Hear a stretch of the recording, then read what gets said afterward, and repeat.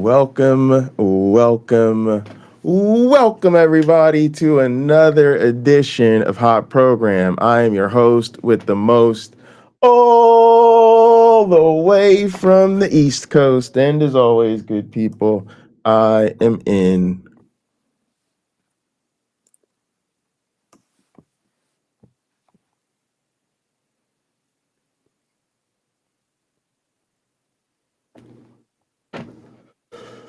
I'm trying to get in airplane mode. I don't know what's going on with my vaporizer. Anyway, and now a man who has no introduction, a man who needs no introduction. How you doing today, my one black friend? I'm not in airplane mode either. I'm okay. This thing was working. I got a little issue going on with my cartridge here. So today is gonna be interesting. We don't have like a long video. There's some content I want to get into, but I think we should save it for a different episode because I feel like no matter what I put up as something of substance for us to respond to, like that will always become the topic. Like you could say as much as you want, this is a stream about X, and we're just using this as an example, but whatever you use as the example, people are going to assume that like that's what you're talking about. So I kind of feel like I want to have a conversation about where I'm at with things and where we're at with things, and then people sort of understand the tone we're trying to take about things, and then when we start talking about more content, I think it'll just be more effective. Because I think that's one of the unfortunate challenges of the type of content we make. It's very difficult for people to distinguish like when a video is really about a particular thing versus when you're just using that thing as an example of a larger issue. Right. But there is a very short clip that I want to look at because it's the reason behind the title of today's stream, which is New Era. What did I put? Welcome to We Know They're Lying. And it comes from this clip that was on MSNBC following the Trump-Harris debate. So yeah, let's check this out. The two of you women reacted very strongly when Harris was talking about abortion. When both candidates were talking about abortion rights, you reacted strongly to Donald Trump and his positions. You seemed emotional about it, Hannah. Yes. What was your thought on that? What was it about that part of the debate that struck you? His misinformation. He sensationalized just so much facts or not things that are not facts that have been disproven. When he was talking he about, does it because that is what his supporters want to hear, and it really impacts who people like us if we choose to vote for him or not, because we know you are lying, but you're still saying it, and it's disgusting. The two of you women reacted very strongly when Harris was talking. All right, so that's the clip. And I can't shake this clip.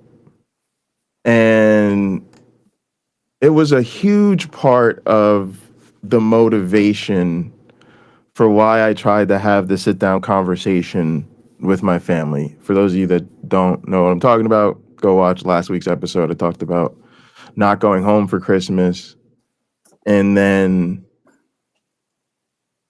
going home the day after to talk to my family about Christianity being both untrue and evil. But a huge part of it was really trying to communicate to my family, we know they're lying. And to be honest with you, it's such a message that's so difficult for Christians to hear. and absorb, I am 1000% positive if there's going to be any progress, even potentially possible with my family, that is something that will have to be revisited and I will have to reiterate, because it is not a message that people want to hear. But what I'm feeling right now is a lot of what we're doing in this community is a waste of time. Like, to the point that, like, I don't even watch a lot of what I used to watch. Like, it's so dead, it's so cooked. That it's like I'm not even interested in taking the time. So let me try to articulate some of those thoughts. I feel like there's a spectrum of people we deal with in this community, in the content creation space, in just online community or whatever. And then there's also a range of motivations to why you do things. And those two things are constantly interacting. And we need to be very, like, are you interacting with other people? Who are you interacting with? Why are you interacting with them? What is the point of this interaction? And then there's such a huge range of who those people are. And then again, the other thing is, why are you doing this? Now, let me add a couple caveats that some people who just don't feel like being challenged today are probably going to need to recall. I think there's a lot of people in this space for themselves in their own personal journey. And I think that that's fine. I'm almost like not even talking to those people. Matter of fact, I think those people, not to contradict myself, but I think in a lot of ways, those people should get into those space. They should get out here. I've had this conversation with other people who've asked me about making content. I might feel, and I've actually had to, like, explain this to people. Like, I might feel one way about the content they're planning on making, but then I might tell them, you know, hey, if you're doing this for you and this is where you're at in your journey and you got to get some stuff off your chest, you know, go ahead and do it. Because I do think that people are on their own journey. So I think if you're in this space and you're working through your deconversion, great, you know, hats off to you. And I wish you all the best. If you're in this space because you're trying to help other people work through their deconversion, fine, cool. Really no issues with that. And if you're in this space, to me, to, like, have real conversations with people who think differently or whatever, and you're actually having them, and you actually can show that you think they're effective, then hats off to you. But I think a lot of the rest of us are literally wasting our time. And more important than that, I really think we're being played. So first, let me talk about wasting our goddamn time. I think there is a lot of the people who we deal with online are in this apologetics, counter apologetics space, and they have been for a long time. They're firmly on one side or the other. And I think those people, I consider them apologists. And it's like apologists and, like, their communities. Because, to be honest, I don't really even distinguish between the content creator and their audience. I think that's another false dichotomy we make. Like, we tell ourselves, oh, you know, you have this debate with these people and you're not trying to change the mind of their interlocutor. You're trying to change the minds of the audience, or you're trying to have an influence with people who might be listening, da-da-da-da-da. And like, I've accepted that for a long time, but I'm kind of not buying it right now. Because who's in the audience? You know, like, you gotta be honest about who's in the audience. If you go take your wife to see the latest romantic comedy, it's probably gonna be a lot of other couples there, A lot of people there on date nights, and people who are there to have a good time and get a bunch of laughs. If Nitty takes his wife to the latest Marvel superhero movie, that's a whole different crowd. And if somebody else takes their kid to see a goddamn Disney movie, that's a whole different crowd. That's a different crowd, yeah. So who is really watching this content, y'all? Again, if you're watching it as part of your deconstruction and your personal journey, that's fine. By the way, PC, I don't know what the 7M movement is. Oh, the 7 Mountains Mandate? Yeah, we'll have to probably get it. Is that what you're talking about? Yeah, we'll have to get into that at some point. That's a real serious issue, though, because we are dealing with people who are actually actively trying to take over society. Yeah. And all right, so but let me not get too sidetracked. So those people are almost what I want to call, they're like resistant believers. You know, they try to come up with these terms or whatever. I don't even know what to call them, but y'all, we're not deconverting them. Let's just be real. That's the point. The point is the conversations with these people are going nowhere. These are not honest people. Another thing that I can't shake, almost like the way I can't shake that woman just coming out and saying that we know you're lying, is, I forget who it was, but somebody was talking about how there's a lot of people that use the appearance of being smart as an excuse or a cover for racism and bigotry. And ever since, and it's like I knew that, but hearing another person articulate it, I can't shake that, y'all, because I feel like that's all we're doing. And a lot of times we know, like at some level, we know that Christianity right now is the number one source of the problems we're fighting in society. This was one thing I was very clearly able to articulate to my family. When we fought for equal rights for women, who were we fighting and why were we fighting? We were fighting against Christians who didn't believe that women should have equal rights. And why don't they believe women should have equal rights? Because of their goddamn religion. When we fight for bodily autonomy for people, who are we fighting against and why are we fighting against them? Again, we're fighting against the religious people and conservatives. Why? They will tell us every single time it's because of their religious beliefs. When we are fighting for LGBTQ equality, again, who are we fighting against? It is almost always inherently religious conservatives, and they will tell you flat out every single time it's because they're religious bullshit. Who did we fight against for against racism, for equality and enfranchisement for Black people when it came to ending slavery? The list just goes on and on. The war on drugs, COVID. Like y'all, we literally acting like we didn't just live through COVID when we told Christians your church services are mass Super extinction spreader events. They're super spreader events. People are dying because they went to choir rehearsal.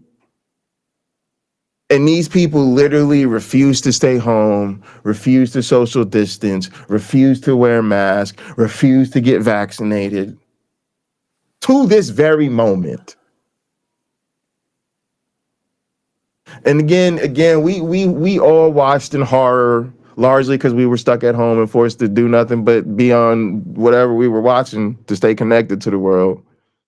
Watch the Black man get just straight executed by police. Matter of fact, we've seen a number of executions since then. So we just wanted to remind people, Black Lives Matter. Boy, was that ever a cry to go to war for conservatives. Boy, did they ever lose their mind over those three little words, Black Lives Matter. And to this very moment, they are still up in arms about Black Lives Matter. Everything is too woke. Everything is too social justice. Stay tuned to the channel, y'all, because I'm going to be talking to y'all about what's going on with the NBA. Basically, it's racism.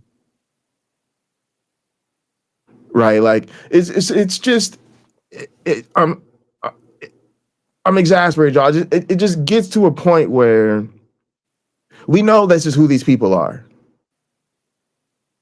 And we know they're lying. We know apologists are lying. And we know they're wrong. Y'all, we know there's no God, y'all. Please stop. Keep the atheist agnosticism. Take that shit over there somewhere else. I'm trying to talk to grown folks today. We know there is no magic man in the sky that created the universe, set the shit in motion. None of it. Theism, none of it, y'all. We all know none of that is true. Let's be real. Let's be very real. We know none of that is true. Further, people act like we can't prove it. We can prove it. I don't know how many times I got to say this, y'all. The definition of God is the creator. It's look it up. It's the definition of God. And guess what, y'all? We know for a fact that we evolved. Evolution is the most well-supported theory in the history of science, y'all, because it had to be. And it is. We know for a fact we were not created. Why? And at some point, y'all, it's not them. It's not their fault. Because when you're the adult in the room and the children are in imagination land and it's time for the rubber to meet the roads, we hold the adults in the room responsible. The people who are of sound enough mind in judgment to understand what is really happening. So if them people really off the reservation and they really believe this nonsense, it isn't their fault that they're not moving towards reality. It's the people who see what they're doing, know better, and won't say anything. So here's what really gets me, y'all. We know these apologists are full of shit. And we know the same thing about their fans. If you have been in this YouTube space and you've been watching these debates, I give everybody 90 days. That's what I give people. I give you 90 days. Because if you've been watching this content for longer than 3 months and you just can't pick a side, like you're still not sure, like your comprehension skills are such that this was always going to be an exercise in futility. I hate to be the one to break it to you. I think the same thing about class, right? When you start class, you are on the clock. You got whatever your school is, whatever semester is. Let me just throw out an average. Let's say it's 15 weeks. That's it. That's what you got. You got 15 weeks to show us.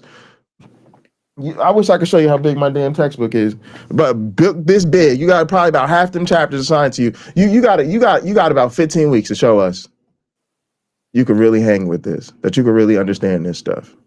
And it's going to be 4 exams. It's going to be exams along the way. And at the end of them 15 weeks, it's over. It's done.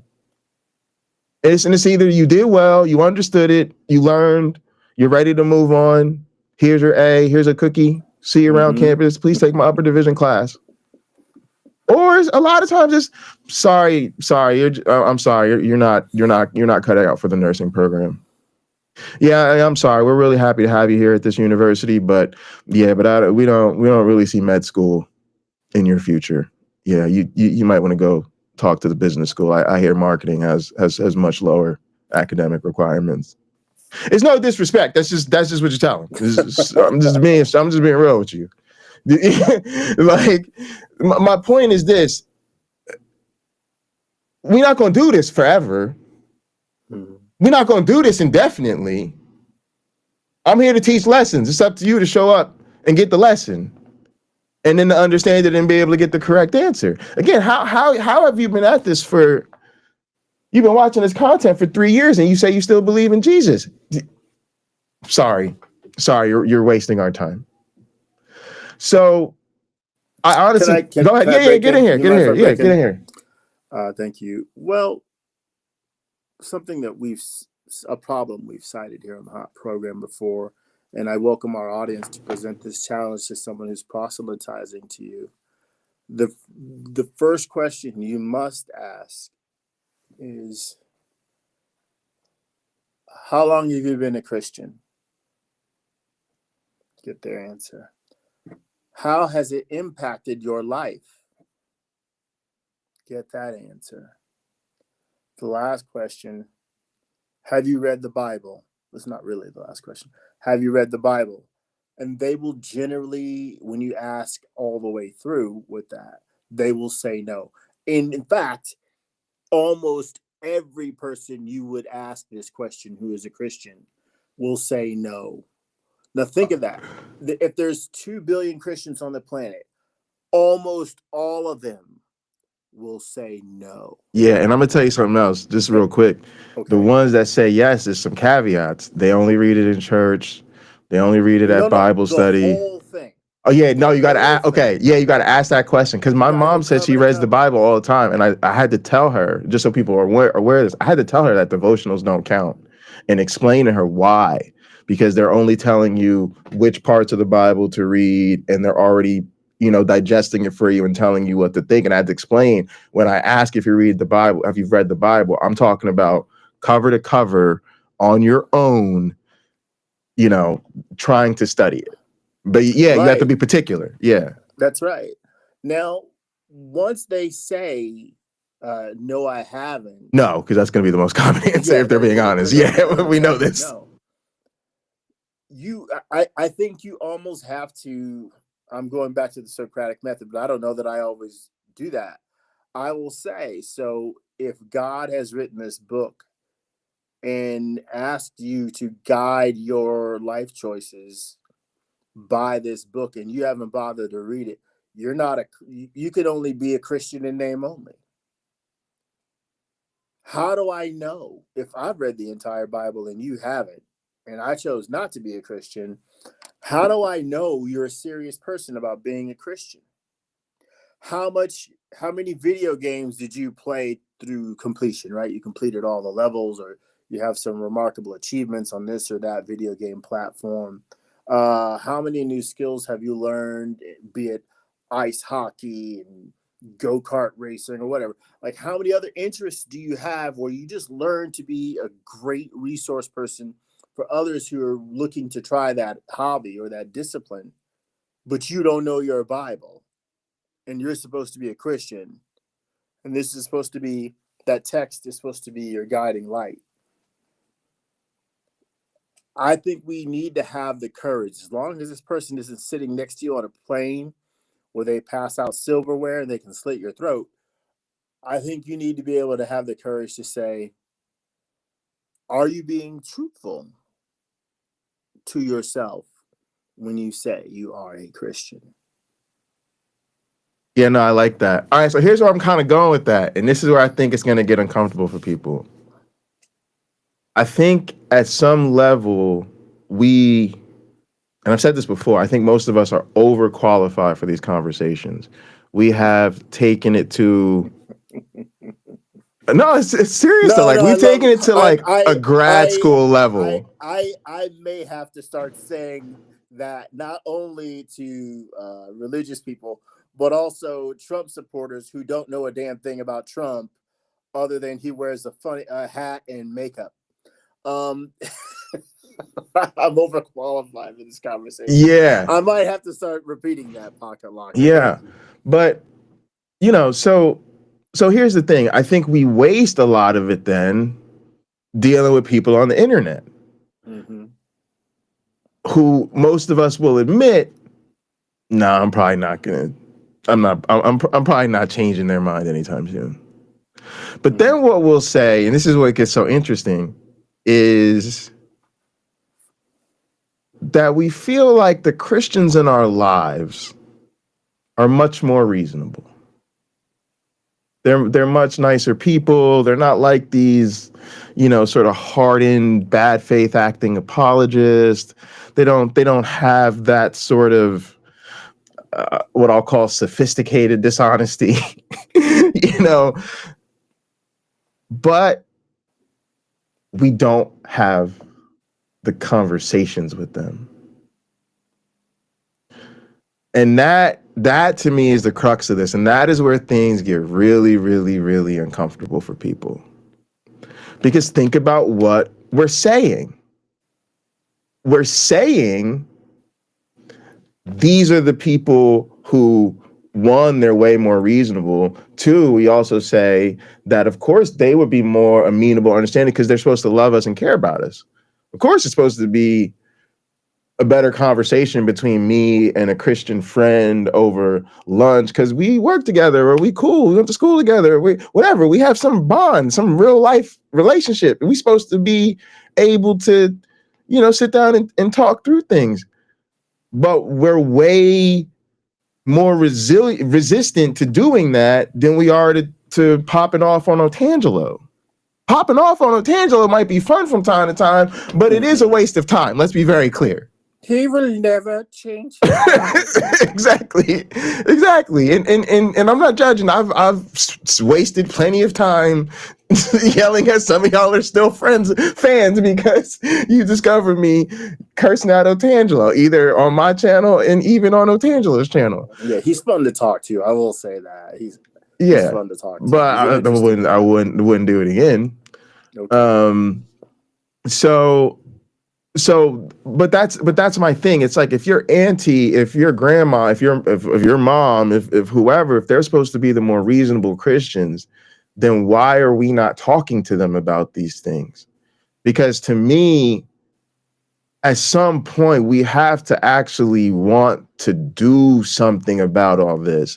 And honestly, a lot of the content creators that I think people see as the leaders or as the examples, they're not the examples. I hate to say this, but they're kind of, I don't want to say grifters, but this is what they do for a living. This is what they do to build their brand, and a lot of times their business. So people are in the business of debating Christians, or they're in the business of debunking Christianity. I see that very different than somebody who is trying to stop the harm.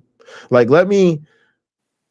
I think of it like Uncle Bobby. I listen to a lot of Uncle Bobby, and, you know, a lot of times when he talks about his situation with apologists, he's like basically saying, I don't have time to have a debate about whether, you know, sexual assault or whatever is objectively immoral or all this type of nonsense, because it happens. Mm-hmm. And since it happens, my job is to actually, for real, teach women how to fight so that this doesn't happen to them. And that's where I want to be in this space, both as a creator and as a human being. A lot of what I'm emphasizing on the channel, what I'm really trying to speak to is I'm trying to find a way to love myself enough to tell people, stop making the needs of the people who hurt me more important than my needs and the other people like me who were hurt.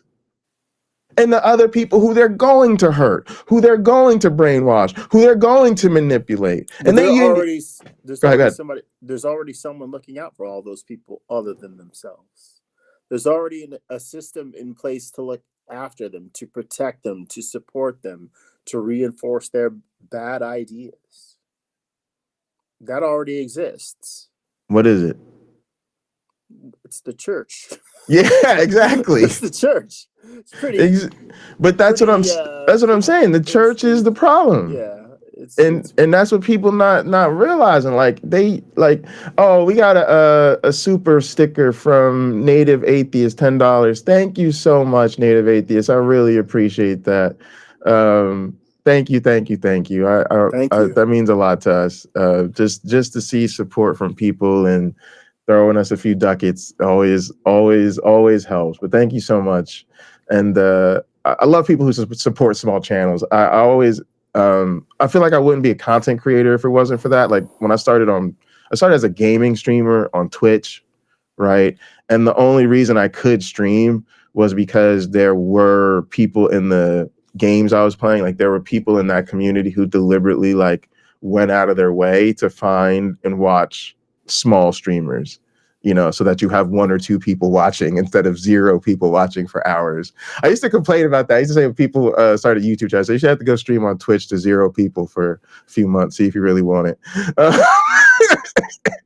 But yeah, thank you so much, Native. I really appreciate the love from you guys. All right, so that's how I want to be, right? I want to be like Uncle Bobby. Like, I want to be like, no, I'm literally, for myself, I'm trying to fight back. And that's what I realized even with my family.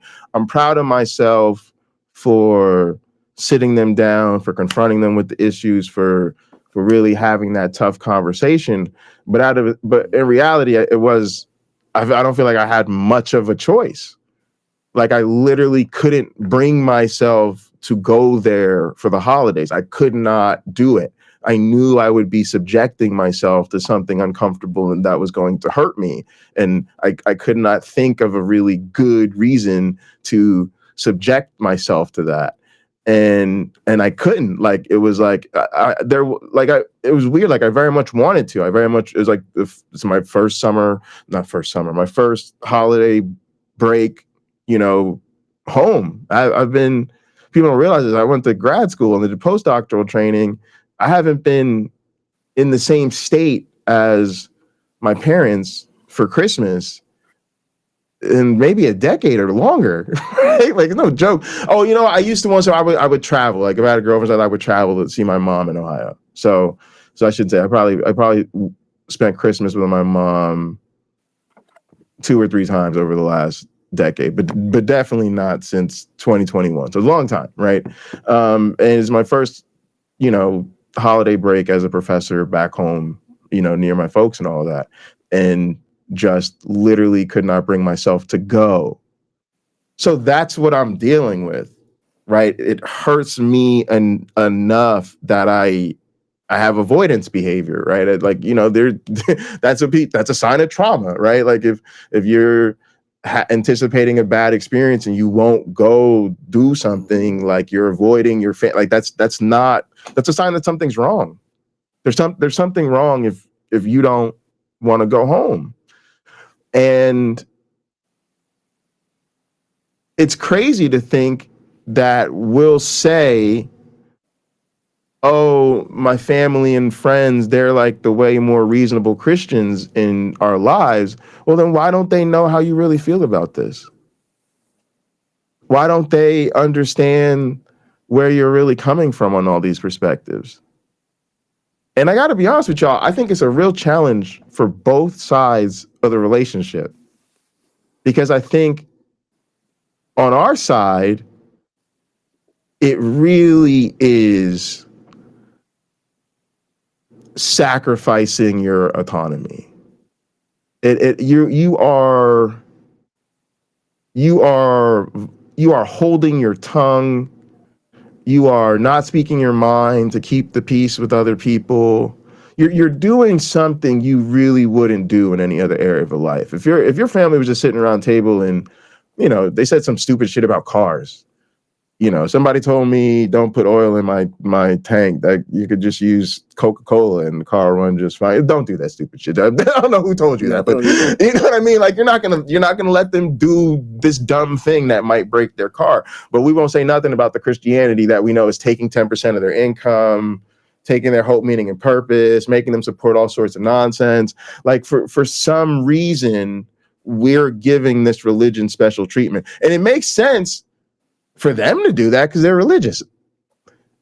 It doesn't make as much sense to me anymore on our side, because I don't think we benefit from privileging religion, especially when, as atheists, we should be aware that the religion oppresses people like us and treats us like second-class citizens. So it ends up, so here's where I'm going with this. It just ends up being very frustrating when it feels like we have all the energy and we put all this effort into dealing with people who are impossible to deal with, who we don't know, who don't care about us. They're essentially randoms on the internet.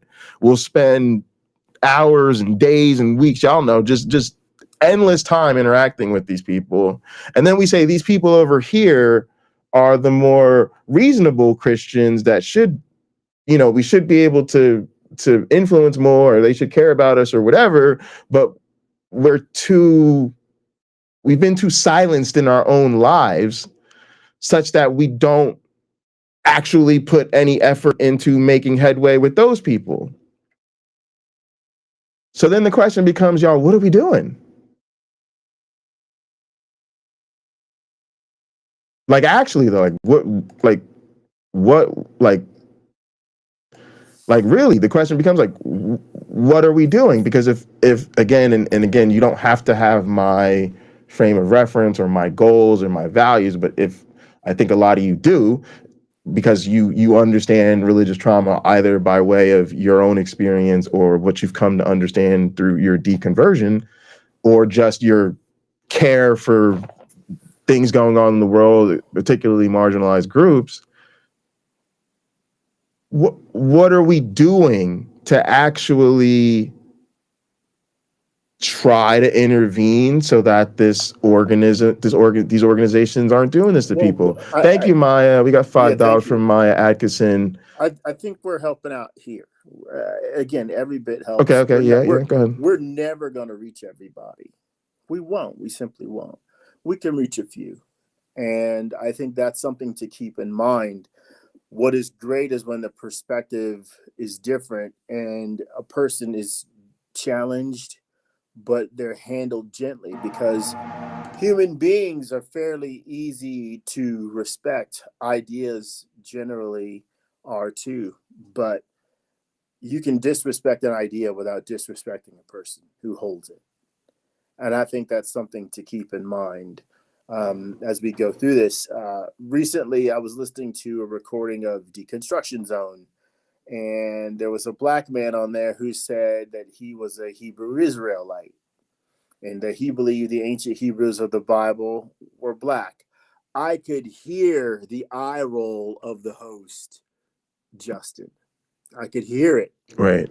He got on a guy who cited as a guy who was on Justin's side. He was like, this black Hebrew Israelite stuff is nonsense. Many of our devotees on this channel might know the subject fascinates me. I've not made up my mind one way or another, but it's fascinating. I thought the person who held that belief was treated with disrespect. I thought the way that the guest host that was brought on to refute this guy, I thought the way he handled it, he presented his ideas, but I think he kept being polemical and condescending to the person who just held that belief. And what was worse about it, something we all need to be aware of when we are challenging people with their religious beliefs, there were some things he said, I could tell him, like, you haven't thought this through. But he was the authority on the subject who hadn't thought this through. We often, when we talk to religious people, they are their own authority for the sake of that conversation. And when we hear that they haven't thought things through properly or at all, call them on it. Hey, for instance, this guy who was shouting down, essentially, not shouting, who was degrading the person who held the belief that the ancient Hebrews were black. Who knows? Anyway, the person that held that was combating that belief, he cited a verse in Deuteronomy, your father was a wandering Aramaean. Then he talked about the Caucasus Mountains, which I don't know that he'd ever been to. But guess who has? Me. The Caucasus Mountain chain runs through several nations. We can bet over time, over 3,000 years of history, those borders changed multiple times. So when Deuteronomy was written, are the borders identical to how they are now? No. Well, it runs all the way down into Iran. I had to look it up. I didn't know it went that far, down into Iran. Well, Iran is pretty far south. In Georgia, where I was, the nation of Georgia, is pretty darn far north. So it's an interesting question.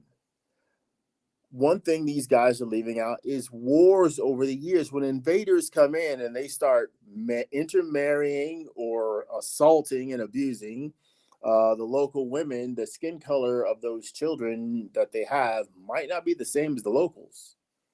It might be that of the invaders, regardless of where the invaders came from. You know, if they came from deepest parts of Africa or the highest parts of the Caucasus Mountains or the steppes, right? You just don't know. My baby, many of you have seen my baby. My wife is lighter skinned than my baby. She's Cuban, so she's a mix of, this and that. But our baby is super light skinned. That's just how it worked out. It's okay. And that's one generation, as far as I'm concerned. She's like the color of the palm of my hand, right? So there's a lot you just can't say for sure. But this guy spoke with complete sureness that he was telling the facts. Often the people we will be listening to who are, we'll just use Christianity as an example. We're not picking on them. They're a dominant religious culture in the United States. We're not picking on them. So when they're stating for a fact that the God of the Bible is real, and then we present a challenge, well, here, if he's real, let's have this happen immediately. Well, no, it doesn't work that way. Well, how does it work? And then they explain it to us. You have to believe, and prayer might take time, blah, blah, blah, blah, blah. Okay. I'm not the first atheist to say it. Haven't more than 2 Christians prayed for world peace? Where's that at? All right, before we keep going, let me get this. We had the super chat. I want to get in Left-Handed Jedi super chat for $10. We got your back. Thank you so much for sending this.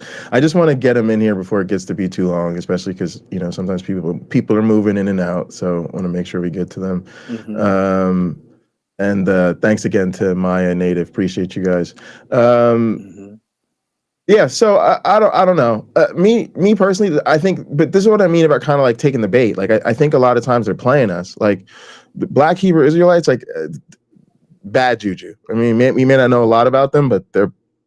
I don't have a lot of respect for them, and there's a lot of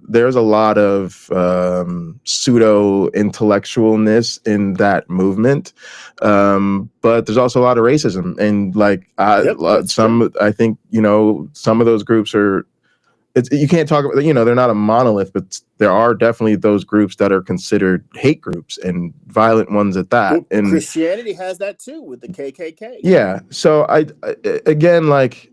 That's not all. My issue with this is their education is not my responsibility, and I should not have to have this extreme level of education to deal with them. And I think that's what I'm talking about when I say they're playing us. They're getting us to take the bait. And I think if you sure. Okay, you just reminded me of something. So ladies and gentlemen of our audience, I'm a Black person, and something that numerous other Black people that are my friends heard from their parents is something I heard from my parents. Because you are Black, the standards for you are higher. It's not enough for you to do things as well as your non-white as your non-Black classmates. It's not enough for you to do as well as your white classmates. You have to be better. You will not be accepted as an equal unless you are better, essentially is what my father told me. As a non-believer, as an atheist, it's not necessarily spoken, but the same standard is true. You have to be better than them. Your ideology about morality has to be better than theirs. You have to be able to talk about it and not just cite stuff from, in Leviticus it says this, in Deuteronomy it says this, in Matthew Jesus said this. All that goes away. That's not in our arsenal. We don't go back to that book to rely on it, but they might.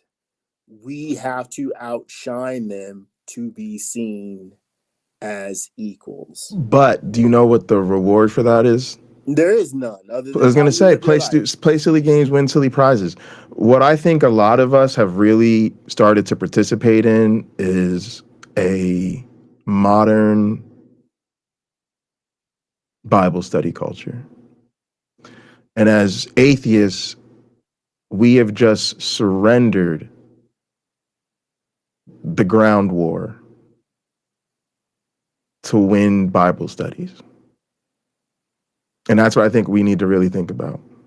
We've surrendered the ground war, the thing that actually matters. Like we've surrendered the impact on people's lives so that we could win Bible studies. And that's what I mean when I say they're playing us. I'm not saying that we're wrong. I'm not.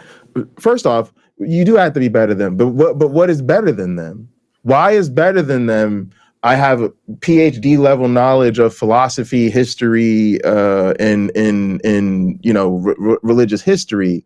No. They're at a man in the sky spoke the universe into existence, and then the talking serpent juke stepped the woman, and now the whole world is living under the curse. And the character that murdered literally everything alive, yeah, that's the objective standard. That's the objective standard of our morality, who they worship. That's the good guy in the like story. Y'all, they worship the monster. Like, so if you woke up with 2 functioning brain cells you could rub together, and you know that it's not okay to own people, congratulations, you're better than a Christian. If you believe that snakes don't talk, virgins don't get pregnant, and when people die they stay dead, congratulations, you are outshining the Christian. And so at some point it just becomes, it has to stop being about them. And I think that's, and I think a lot of us are really, and this is just my take on it, but I just think a lot of us are really fucked up in this game, because first off, we learned how to do conflict in a culture where most of us were brainwashed into the religious way of thinking.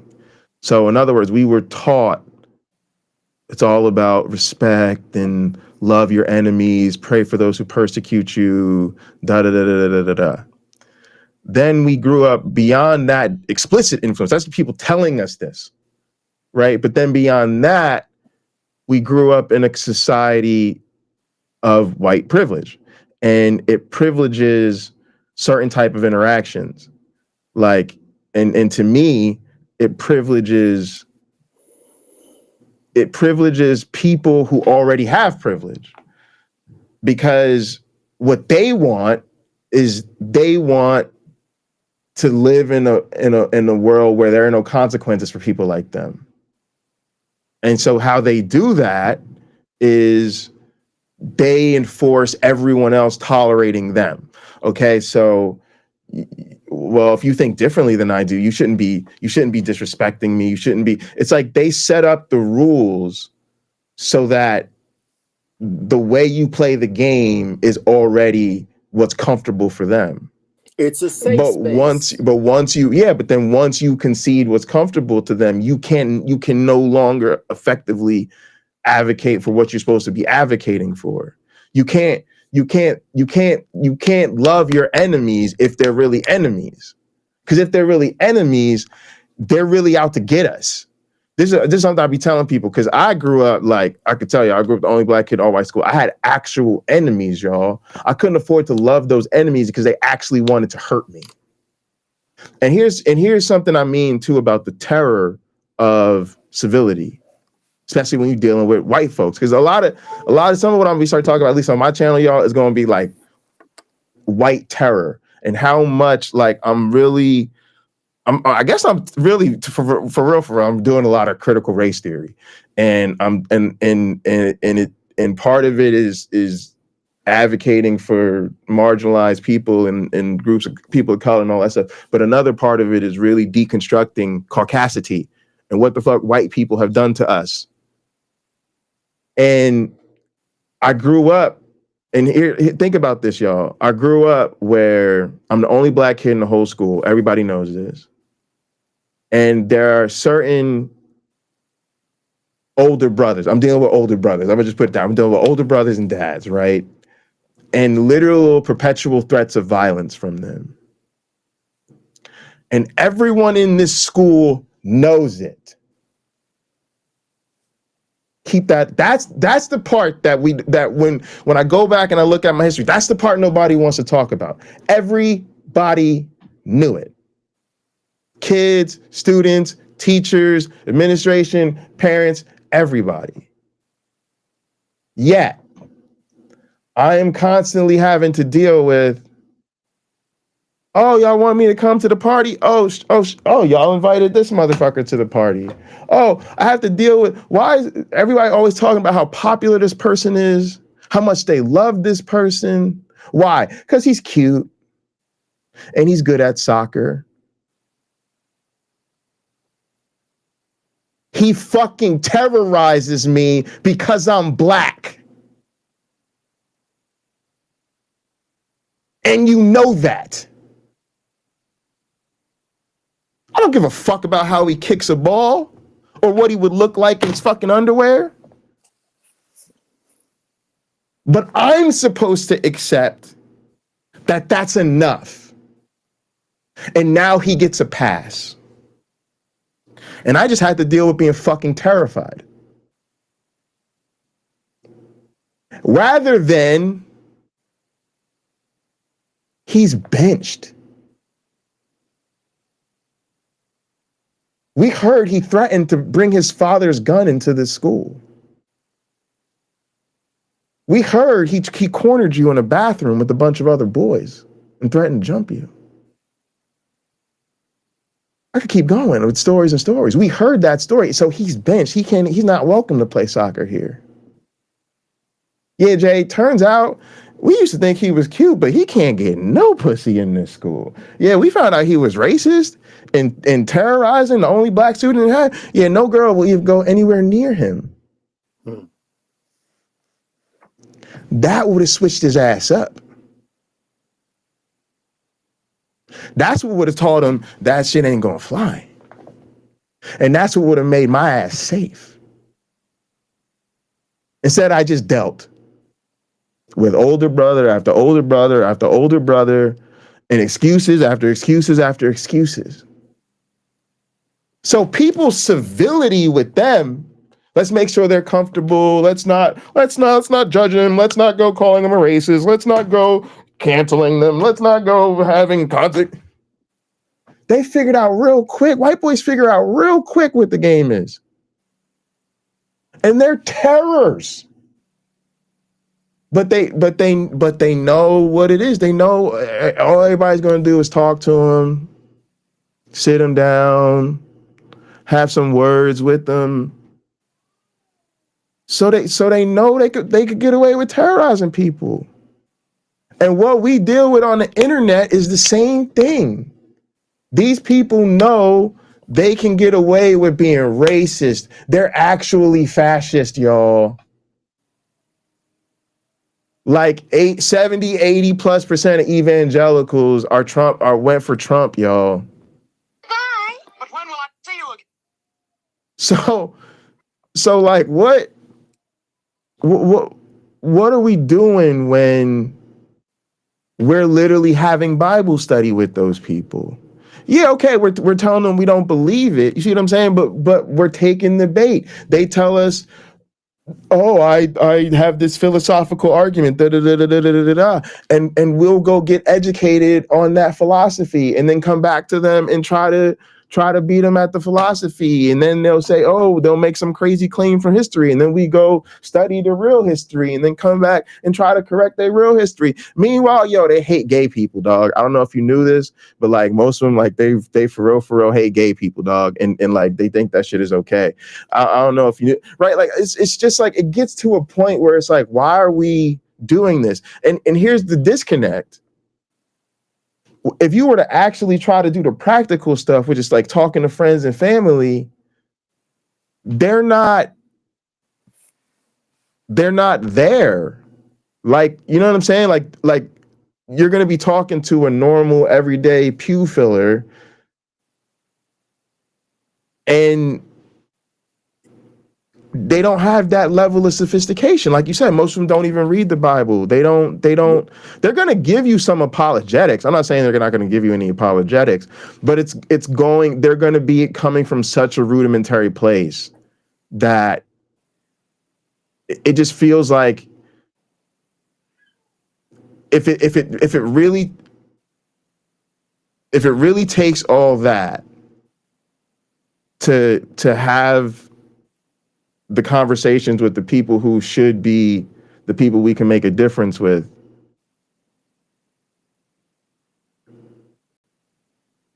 then I'm not sure we're being honest with ourselves about those people.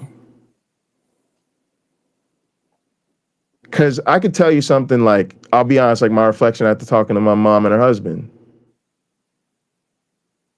I have to revisit, we know they're lying so many times. Because the reality is, I said it over and over again, and they didn't care that I said that Christianity is not true. And they didn't care that I said that Christianity was evil.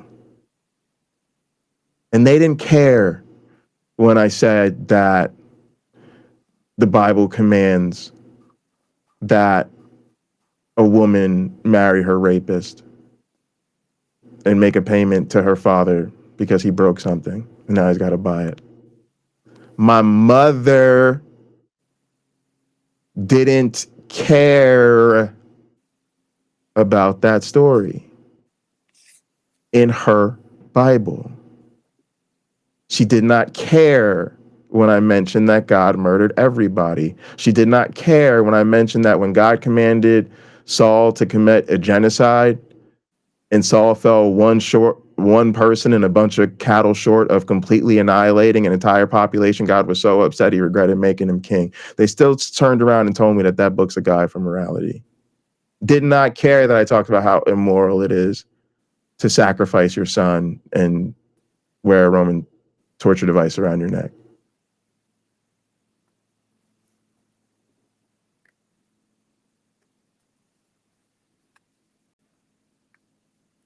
I'm not saying this is going to be the case for everybody, but this is going to be the case for so many people, y'all, that it's going to scare y'all.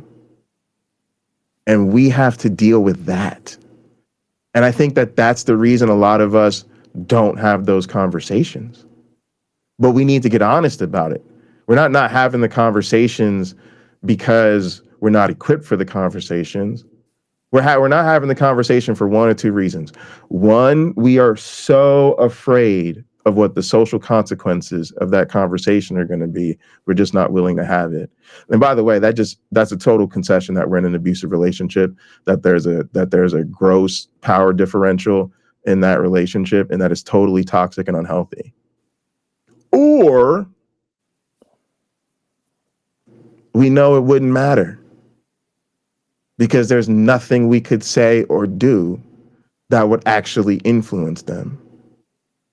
And if that's the case, then why the fuck are we bothering having philosophical, historical conversations with apologists on the internet? When at the end of the day, these people do not even care. Go ahead. Carrie Ann Chrysler says, if inhumane, I try to stop it from the go. Now, this obviously, I'm leaving out part of the conversation because I don't know where it began. But I need to learn more about more labels that are insulting. I have hard times with labels until I fully identify them in such matters. I don't want to go into what the Kentucky atheists and Maya have said too. Carrie Ann, I think one of the key things to remember in dealing with people who hold the Bible up as the paragon of morality, or the God of the Bible as the paragon of morality, you can simply say, are you using a book that commands a woman to marry her rapist, condones genocide, and has a God that admits he gave his chosen people rules that were immoral to follow, just to shock and horrify them? Are you using that to judge me? And simply ask, how good of a guide could it be? If it has that as part of the promise, right? those wretched things as the ideas of its God, how is that book fit to be used as a guide to judge anyone on this planet? How? How can it be? I don't think you need to be insulting. I don't think you need to sound like you have 17 degrees. I don't think every word out of your mouth needs to be an SAT word. To Jay's point, just showing them that we know more than they do will have no effect on quite a few of them. But if you got somebody you're dealing with face to face and you just want to get them to think about where they are, get them to deal with it, because not everybody will, as Jay used in his example, but some will. And I hope we've all seen people do that. I hope we all seen people have to wrestle with it, right? I have. And it's not like a great treat for me to watch these people struggle with their faith after not having ever struggled with their faith. And now they're talking to me and I'm pointing out things they didn't even know were in that Bible. And it's suddenly hard for them. Well, they got some real work ahead of them. For me, it was very easy. It was very easy. I didn't have a lot of answered prayers. I felt I was doing it all myself anyway when I was a believer. Or nearly all. So for me, it wasn't that big a leap. A lot of them do. It's really interesting now, you know, because we see a lot on like social media, like Instagram and stuff, and we sometimes share stuff we see back and forth with each other. Mm-hmm. But I see a lot of Christian memes that are them making memes about God basically not responding to them or not answering their prayers. And it's almost like a cliche. Like, that's what I'm saying. Like, even like I showed you guys, you know, the one where like the dog's calling or whatever. And I'm trying to make sure I'm signed up for the blessed and highly favored package. Yeah. And not the trials and tribulations I got last year or whatever. But it's like, think about what you're saying. Like you're literally admitting that, hey, you didn't really feel like God was on your team this year, huh? That's right. You know, and don't feel the awesome, loving power of the divine. Yeah, and it's so cliche now for them to admit that, and almost within their group laugh about it, like all have a hearty, good Christian laugh, and no self-awareness of like what it's really revealing to us. But this is why, y'all, at least for me, I'm calling for a new era. And to take it back to that clip that we started with, you know, hey, I think at the end of the day, we didn't do enough of that with Donald Trump. And I felt what they said after the debate, but you know what? At the end of the day, Donald Trump still won.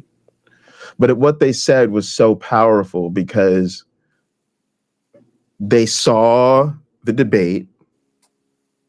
They knew the information. It's common knowledge. It's not like they had no expertise. These are not experts. These are just people. These are just regular people who know exactly what the Republican Party wants and has always wanted. They know exactly what Trump was about. They knew exactly what Kamala was about, and they heard it, and they just said, "We know you're lying, and you will say it anyway because it's what your people want to hear." Right. Now, why won't we say that about church? That's what we need to start saying about this religion. I'd like to know who that woman voted for ultimately, because if you know you're being lied to, why would you tolerate that? Oh, I have no doubt they both voted for Kamala. Why would you think they did? Absolutely, 100%. Okay. Because I don't necessarily know. When I told my best friend's mom, her birthday's tomorrow, when I told my best friend's mom all this stuff that Trump did, nothing would change her mind. It's just burned in there. I'm like, so you wouldn't tolerate this behavior from your husband, but somebody you don't know who wants to be president does not reflect Christian values. Meanwhile, the other guy that is president is running again. This is before Kamala. No, this is after Kamala came out. So people who more align with your Christian values, who actually do it, they live that way. You don't want to vote for them. You want to vote for the guy who wears clown shoes, makeup, and has the funny hair. Yeah, no, Yeah, go I for think that. these were, but see, those are people that won't admit to themselves that Trump is lying because they know what that would require them. These are women calling him out saying, no, we know you're lying and we're not going for it. Maya brings up something that kind of touches on another topic that I was kind of getting to where I'm going to go with this.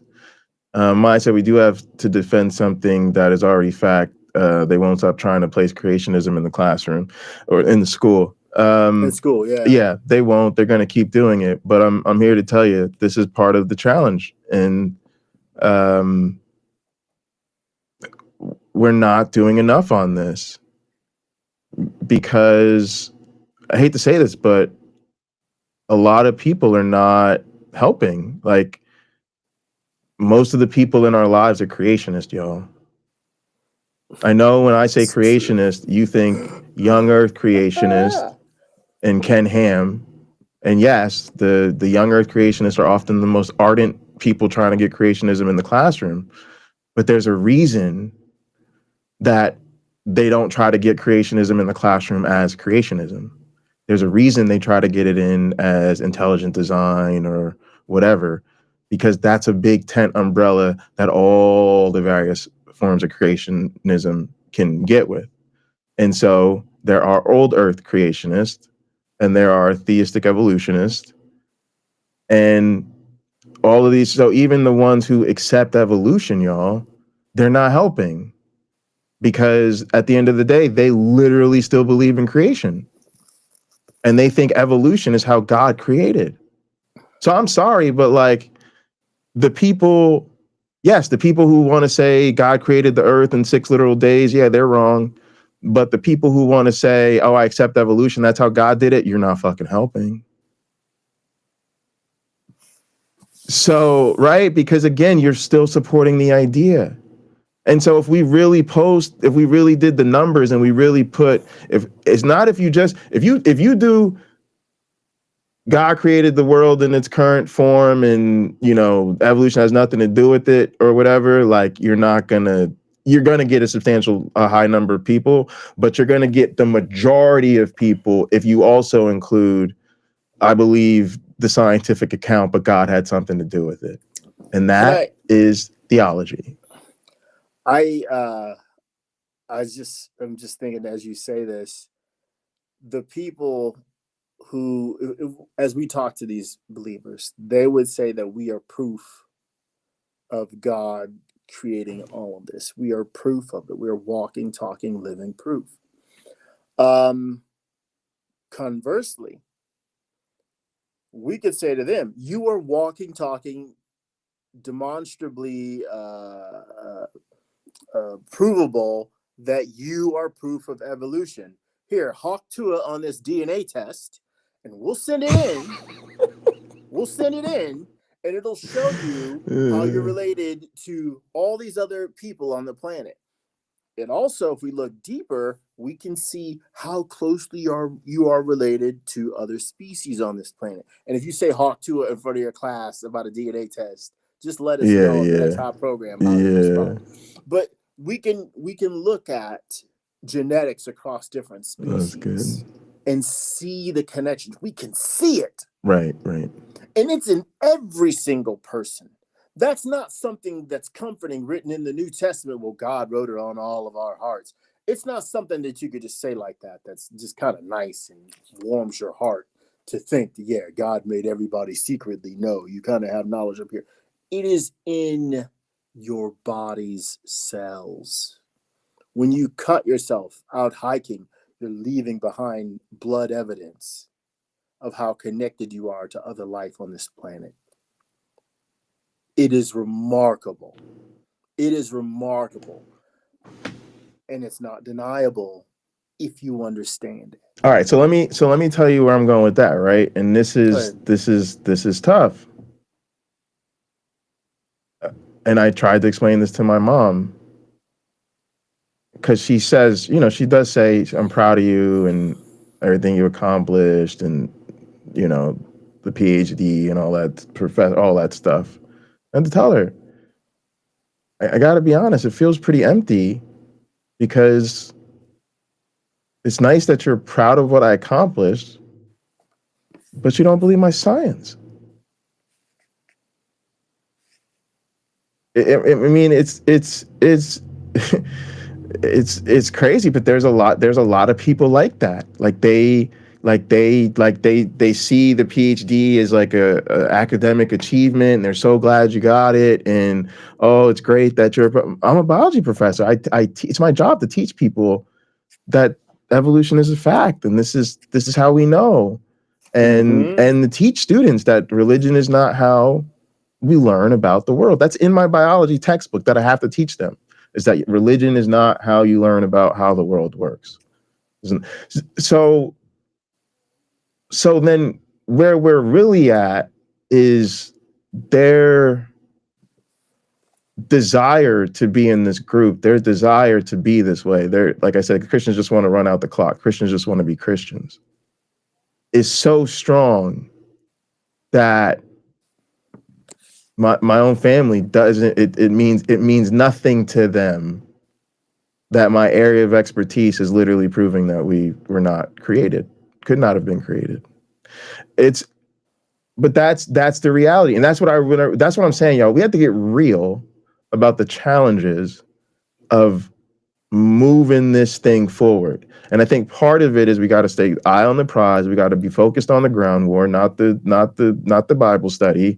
Forget these fucking apologists. They're wasting our goddamn time. And let's start to focus on how we actually reach the people in our lives. But it's going to be hard, because I'll tell you another thing. I hope I'm not putting people's business out on the streets, but it's just like, I feel this way about like Derek. Like Derek is, probably 100 to 150K somewhere in there subscribers. That man is filling football stadiums for people to hear him talk about why Christianity is bullshit. But he's still getting little messages and shit from his mom like, oh, Jesus loves you, whatever, like the passive aggressive type stuff. And it's like, yo, like, but at some level, it says they're not really listening to us. It's funny, like. Well, can I jump in, Pocket Locker? Yeah. Let's keep it in the realm of sports analogies, right? Derek is filling stadiums with Mythvision podcast. Okay, people want to tune in. His mother is rooting for a different team. Right? She can't name you all the stats. She can't name much team history. She might have had a few players that she's rather fond of historically, but she just doesn't have the vast encyclopedic knowledge that her son does of the team that he plays for.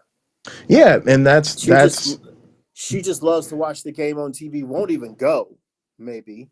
Sure, I don't know if she but goes to church or not. Won't even go. If her son was in a debate with her minister at her church, her pastor at her church, would she even show up for that if he didn't bring the grandkids? So that's what I'm saying. And Matt Dillahunty, people always bring up Matt Dillahunty, same thing, right? Won't even, I guess, has reached a permanent impasse with his family, where they just don't even talk about it. That's how my mom described it, as an impasse. Mm-hmm. They're basically telling us there's nothing you can say or do that would ever change my mind. And listen, y'all, here's another thing I need people to understand.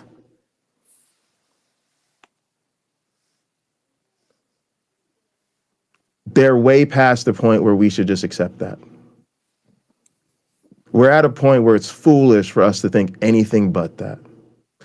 And for a lot of people, this is hard. But I'm going to tell you something. In the words of Kendrick Lamar, they not like us. I'm serious. A lot of what's blinding people in our community is their own experience. Because it's like, well, I used to be like that. I used to think those things, and I'm different now. Yeah, but you responded differently to the stimulus. Right? You went looking for answers. You studied, and when you found the answers wanting, you ultimately changed. In other words, you went on your personal journey doesn't look like yours. When you found out there was a challenge to this religion, oh, you took that shit hella serious, and you had to figure out what was what. These are people who've heard the challenge over and over and over and over and over again. Or people who have never heard the challenge at all because nobody will bother to tell them. In either case, that's not where we were. And you also have to accept that maybe you deserved a little bit more smoke when you were there too. See, because I like to think when I was a fundamentalist Christian, part of the reason people didn't try to deconstruct me is because I was a nice guy or whatever. But that doesn't mean that I wasn't going along with a bunch of hateful bullshit or a bunch of nonsense. And I was associating myself and affiliating myself with a lot of that stuff.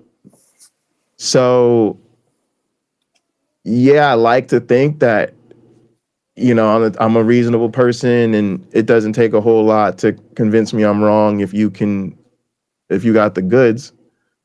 But maybe that's the difference right there. And a lot of these people are past that. And it's an insult, I think, to our intelligence when you see them so deeply committed. But it is a problem. It is a problem if you are Matt Dillahunty's mom, because it's like none of it mattered. It is a real confession that for most Christians, look, if they cared about whether or not Christianity was true, they wouldn't be Christians. Now, some of them, and this is where I feel like I went wrong with my family, some of them sell us on their humanity, and they do a really good job. And so we fuck around and think, oh no, this one's different. This one really does care about the truth because they talk about how much the truth is such a great value to them. And this one really does care about loving everyone because they talk about how much they love everybody, no matter what they think or how different they are and all that. And so then we think, oh, well, if I show this person that Christianity isn't true, that's going to really motivate them because they really care about the truth. If I show this person Christianity is a lot of bigotry and hate, then that'll be a real problem for this person because they really are a loving person. But we've bought the character that they portray, and it's very scary and hurtful to realize that maybe they don't care that much about the truth either. And maybe they don't care as much about the bigotry as we hoped that they would. Go ahead. Well, I think the fact, what you said is factual. Often, not always, they don't actually care about the truth. They may have found community or peace, P-E-A-C-E, which they hold to be more precious than the truth. So there is no, Matt Dillahunty's mom may never see things differently because she's got more years behind her than she does in front of her. The same is true with your mom. The same is true with your stepdad. The same is true with your grandparents. My mom, my best friend's mom, they got more years behind them than they do ahead. And so the sweet, loving embrace of God that they know they're going to feel in their minds, they're going to feel it, is better than what we offer them with atheism, which is, hey, you can stop tithing, find a worthy charity that you might like to donate to, have your Sunday mornings free to be with some other social group that you enjoy, or just sleep late. We're not offering them a package that's a comfort package that's at the same level as what their religious faith gives them. So they're not switching. Or here's another heavy hitter in that realm. How can I give up when I invested so much in believing, my time, my energy?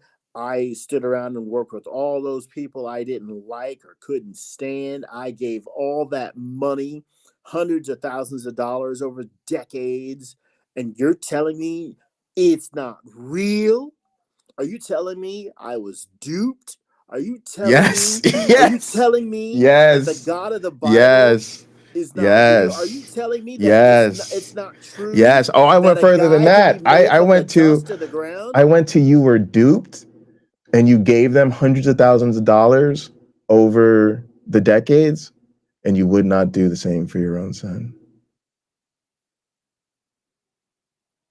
Because that's, to be Yeah, but honest, that's that was a huge. different. Yeah, but that's different. But no, but that I was had to get that in there for that you. was that was It part was of the different back motivation. then. That was part of the motivation for me, was to have her really think about that I have paid the cost for this. When you freely get in 10% of your income, and then I say, Ma, I need X amount of dollars to help me move or to help keep a roof over my head, and I get a loan. Yeah, I had to admit, y'all, not invent. I didn't invent this feeling. I had to admit this feeling. I had to admit, yes, it has hurt to watch you freely give to this organization and then turn around and act like you don't have it when I need it. I'm not saying she owes, I'm a grown ass man. I'm not saying my mother owes me anything. I'm just saying the shit hurts when you see it. That's all I'm trying to say. And yeah, I had to talk about that.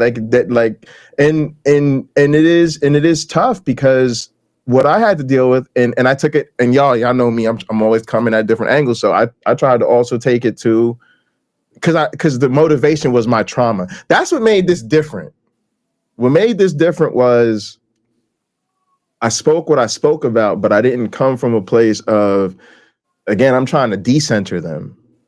So I really didn't even make it about trying to deconvert them. I tried to make it about, I want you to understand my trauma and why I don't want to be around this, which is a very different place, because I think a lot of times I think what happened was, when they knew, they just wanted it to be like, oh, okay, cool. You know, maybe we'll try to not do certain things when he's here or whatever to make him comfortable. And then they let those things creep back in. But I think they always assumed that I would want to be there, right? And when I made like, no, I don't want to be here. And now I'm just telling you why I don't want to be here when these things are happening. It came from a very different place. But at the end of the day, I did try to really explain that I felt like this was a hate group, and that it does oppress and hate people like me. I said, look, we could use the LGBTQ example. It's very obvious. It's very right there. And I said I could show you the scriptures. It says, for man to lie with man as he does with woman is an abomination, and surely they shall both be put to death. But we know this, but we really only get that picture from a couple of scriptures. If you go and look at what God says about those who don't believe, or those who blaspheme the Holy Spirit, or don't follow the religion or whatever, oh my goodness, it's like the main theme of the freaking book is those people are all the way fucked, right? So it's, what it says about LGBT, that's child's play compared to what it really says about atheists. But atheists, we don't even accept that. Like, we don't even accept I am an atheist. This group says, oh my God, monstrous things about me. That makes me part of an oppressed group. And it's really not okay. And so I articulated to her, because she was asking me, like, if how would we fix that, or like get our relationship to be, regular, and like not have to worry about this. And I was like, you should leave. I said, to be honest with you, you should stop being a Christian. And she just found that she just got so up in arms about that. Oh, you're asking me. And I made it clear. I said, Mom, if I said, like, literally, it's a hate group. And I tried to explain to her, like, if I was part of a group that hates Black women, you would never want me to stay in that group. And you keep making excuses for it, but it's not even true. And so I was like, that was like the last thing I said to the end of that conversation. I literally said, because she didn't want to talk to me. I was like, if I was part of a group that hated black women, would you want me to leave? She said, yes. I said, okay, let's go get dinner. Because so that's the hard part for us, is that you can explain to your parent, this is the source of my trauma. You are part of a group that discriminates against people like your own child. And their response is going to be like, what seems to be the problem? Can't we just agree to disagree? Like, it's just, pocket locker, it's crazy. It's not, I talked about this before on another broadcast, where the believer clearly is more moral than their God. And what your mom probably didn't say, well, the God I believe in doesn't do that sort of thing. The God I believe in doesn't treat people that way. Derek is here. I don't know how we stirred up Derek, but Derek, I just want to say what's up, man. Cometh the hour, cometh the man. Happy New Year, man. Yeah, Happy New Year. I'm gonna hit you up, bro, man. I actually feel bad. I feel like I just got caught because I've been wanting to call Derek, and I feel like he shouldn't be popping up in my stream before I called him. So now I feel bad that like he had to pop in my stream and I didn't call him, man. I love you, Derek. I'm gonna call you soon, bro. So we can catch up, man. Love Derek everything you're doing. Mythvision podcast, ladies and gentlemen. Yeah. If you don't tune know in the about Mythvision podcast, man. And he Derek, you've been doing some crazy stuff lately, man. But we appreciate it. Tremendous back catalog of things you can watch and enjoy. Surely, whatever your interests are, if they fall in the realm of mythology or religion, he's going to have some things that will just keep your mind blown for a very long time. Be sure to tune in. Be sure to check them out. And I meant no shade earlier, but I do think about that. Yeah, Derek, I'll drop a link. Derek, if you want to come by for a minute, man, that'd be cool. We got a few minutes. I definitely have some questions about this that I would love people. I'm sure people would love to hear you talk about. So I do think about that because that's where I feel, and I put myself in that same, like, in that, I shouldn't say in that same category because I'm not in the same category of content creators, but in terms of having expertise, in terms of doing this, it's like, man, it's actually crazy. All right, hang on. I think maybe Derek popped in. All right, Thank you, Crystal, for damn. adding a link for Derek. What is up? Hey, damn, Derek, what's up, man? I got Happy my New regular Year. webcam. Forgive me, man. I'm Happy New Year. Nah, it's all good. It's all good. Good to see you. Good to see you too, man. I figure I'd drop in. It's so weird. It's almost like it's like I know when something is important. I somehow like I get recommended, and I'm like, all right, let me pop in here. But it's kind of weird. I got this email yesterday from this guy. I had to block him a while back. I don't know if you got the same email that I got from a guy named Ciaran McArdle. No. Well, in this, he titled this Apologist Enablers, right? And he included me in it. And he says, I include Derek from Mythvision on this thread, although I removed him over the Robert Price thing. And then he talks about a Zionist video where my father was just communicating his military background and what happened on October the 7th in Israel. While back, a video that I did out of just pure like, whoa, look at what just happened. But he includes it, and your name gets dropped a couple times about, apologists being liars and stuff. And my name gets brought up because I did this interview with Stephen Boyce, right, just recently. And context, I think, is worth putting out here. I don't think I need to explain to anyone that Mythvision is not about like giving credit to apologetics. Right. I mean, right. If we're being honest, you guys know I'm probably the teddiest bear of a guy to them, at the same time trying to rip them a new asshole. Because my goal is to show you they are full of shit, honestly. And I want you to see that shit just spill out all over the place. But I want to do it in a way where they're willing to have that conversation to show you, like, we're not afraid of them. We are not terrified to approach the Goliath of Christianity and show you, you got it backwards, baby. We're King David in this situation, and watch this rock hit you in the forehead. See what happens. Because facts are facts. Evidence is going to be on our side as long as you show all of the evidence and you don't play games with the evidence and trick people with what we see. And so I invite Stephen Boyce on, and the reason, guys, we did that hit piece, if you will. I'll call it a hit piece. I'm just being me, you know. This is how I talk off air. We did a hit piece on Wes. You know Wes Huff, right? You guys saw how he got all this popularity for going after Billy Carson. Yeah, he was just, I was going to say, he was just in some big debate recently. Bro, I like, and I won't mention her name, but I liked her assessment. She said, this is a perfect example of a white man putting a black man in his place and everyone parading him around on a fucking litter, celebrating and worshiping this dude. Because here's the deal. None of us think Billy Carson's conclusions are factual. Okay, he's into the alien pseudo kind of stuff. But that doesn't mean he was wrong about everything he said when he was arguing or kind of having this discussion with Wes Huff. I don't like bullies, bro. I don't like bullies. So in a way, I paid to have Dr. Joshua Bowen fly down. Bro, he came down here Friday. We recorded Oh, yeah, Friday. I saw that. Yeah. We got some stuff coming out that's going to defend Billy Carson.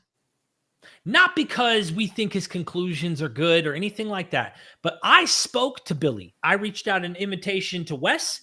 Wes denied it and said, I'm not available till 2026 because I want to pick his brain. Wow. I contacted Billy Carson. I am actually in contact with Billy Carson. We talk. And I said, Billy, up front, bro, we got to keep it real. I cannot agree with your conclusions about Planet Nibiru and the Anunnaki and the damn alien this and the alien that and the pseudo this and that and the tablet emeralds of Thoth and all that. But honestly, the Bible is dependent on these earlier myths. I can find common ground with you. And for this reason, I think this guy is more harmful in what he's doing than what you're doing. So I decided I was going to do it. I flew Joshua Bowen down here. I paid $500 and I flew him down here. We did some recordings that are going to come out. But when me and Neil did a hit piece responding to something that Wes Huff actually already critiqued Neil for, I'm giving you a lot of stuff. There's like, sure. This is like the Matrix in the Matrix, bro. Look, it gets juicy, guys. I'm sorry I'm rambling, but like I want to give you some context because I usually avoid these apologists, but I came out flexing on them in the past month, okay? Letting them know, like, I'm not scared of you. I think you're full of shit.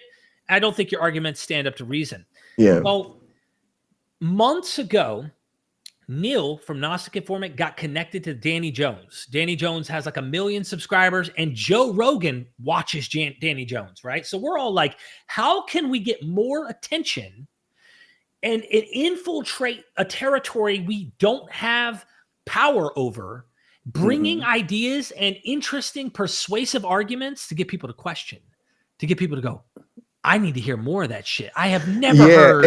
And the funny thing is, to his credit, like, I don't even say to his credit, but I could see you on Rogan or like you and Neil on there or something, because he loves the this is so fascinating, and he'll, you know what I'm saying, he'll let you put it out there to just to give it a hearing and make a good podcast. It would be great if Rogan could get someone who had unimpeachable facts on there. Bingo. That would be fantastic. Look, guys, I even reached out to Alex O'Connor because the email that emailed me yesterday was like, you know, he's an apologist. Enabler? Yeah. Enabler. Yeah. I think so. And guys, I don't think we need to argue about that because I think it's factual. I mean, look, guys, he's had nothing but apologists on recently. I reached out to Alex and emailed him, was like, bro, do you know who I am? I'd love to come on. We figure out something somehow. Maybe I even fly over to the UK. And let's talk about why I think mythology just takes the carpet right from underneath any of that concrete historical stuff. Because once you see what it is, you can have an esoteric or like, I have meaning and value in some of these stories, but you're not weaponizing or using this thing as a thing that harmed us. You're like able to go, oh, I like this cool story that I found here. that's an ugly story. Like, you're willing to see the bad in these texts. Right. Yeah. Okay. If you can get that far, I feel like I've done some good in my life. Okay. I don't expect everyone to be like us and just somehow come to naturalism and recognize that this makes the most sense and shit. Some people want to have some fictive kind of thing in their mind, or they think we don't have all the answers. Maybe there's something out there. That person doesn't hurt me as much as the dude who's like wearing the rebel flag shirt or is out here like causing real world fucking problems. Yeah. Okay. Keeping it 100%. Right. Yeah. And my thing is, I think for somebody like Alex, what bothers me is he does a lot with people who I think are enabling those people, the Dawkins and the Connectleys and all this stuff. And I think those people are, you know, personally, I think they have hugely problematic views themselves. And then to just have them on and just give them a space to talk about whatever and never even go into those things. That's what pisses me off. Yeah, that's a huge problem, because that's the enabling to me. With your stuff, it's different, and I almost feel like if you're a bigger part of the problem in the community, it's because there's too many people trying to do content that looks like yours but is not the same thing, The same level. right? Like, so there is the world of scholarship, and you know, on the sort of, I guess, the deconstructing side, right, there's critical scholarship and there's how to understand these issues, right? There's understanding the history, understanding the religious history, understanding where they're wrong about philosophy, right? Understanding where they're wrong about science and evolution, things like that. So you go to scholars for that.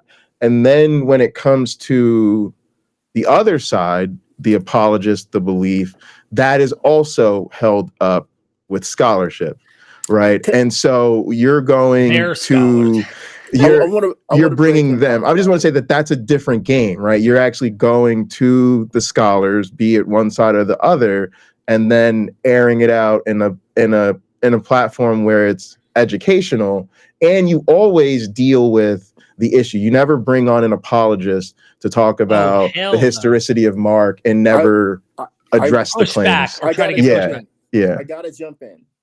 Pakalaka, you started to say it. I don't know that you fully said it. One of the most important things that we all need to be doing, and audience included, we need to ask the question, do you understand why you're wrong? To our interlocutors. Because I think the people who leave the conversation only willing to defend the very thing they came in with without understanding what we said that contradicted it. If they don't want to understand it, that's one thing. But if they do understand it, I think you've opened a door in their mind. And it's up to them to walk out of it or close it. This is the problem, though, what you're bringing up. And I'm learning from my experience with engaging apologists. And truth be told, guys, I'd love to be the warrior on the front lines, constantly combating them. It drains me and honestly makes me feel icky, even engaging them, because they're so dishonest and not actually about what facts are being presented, the people that I've been encountering.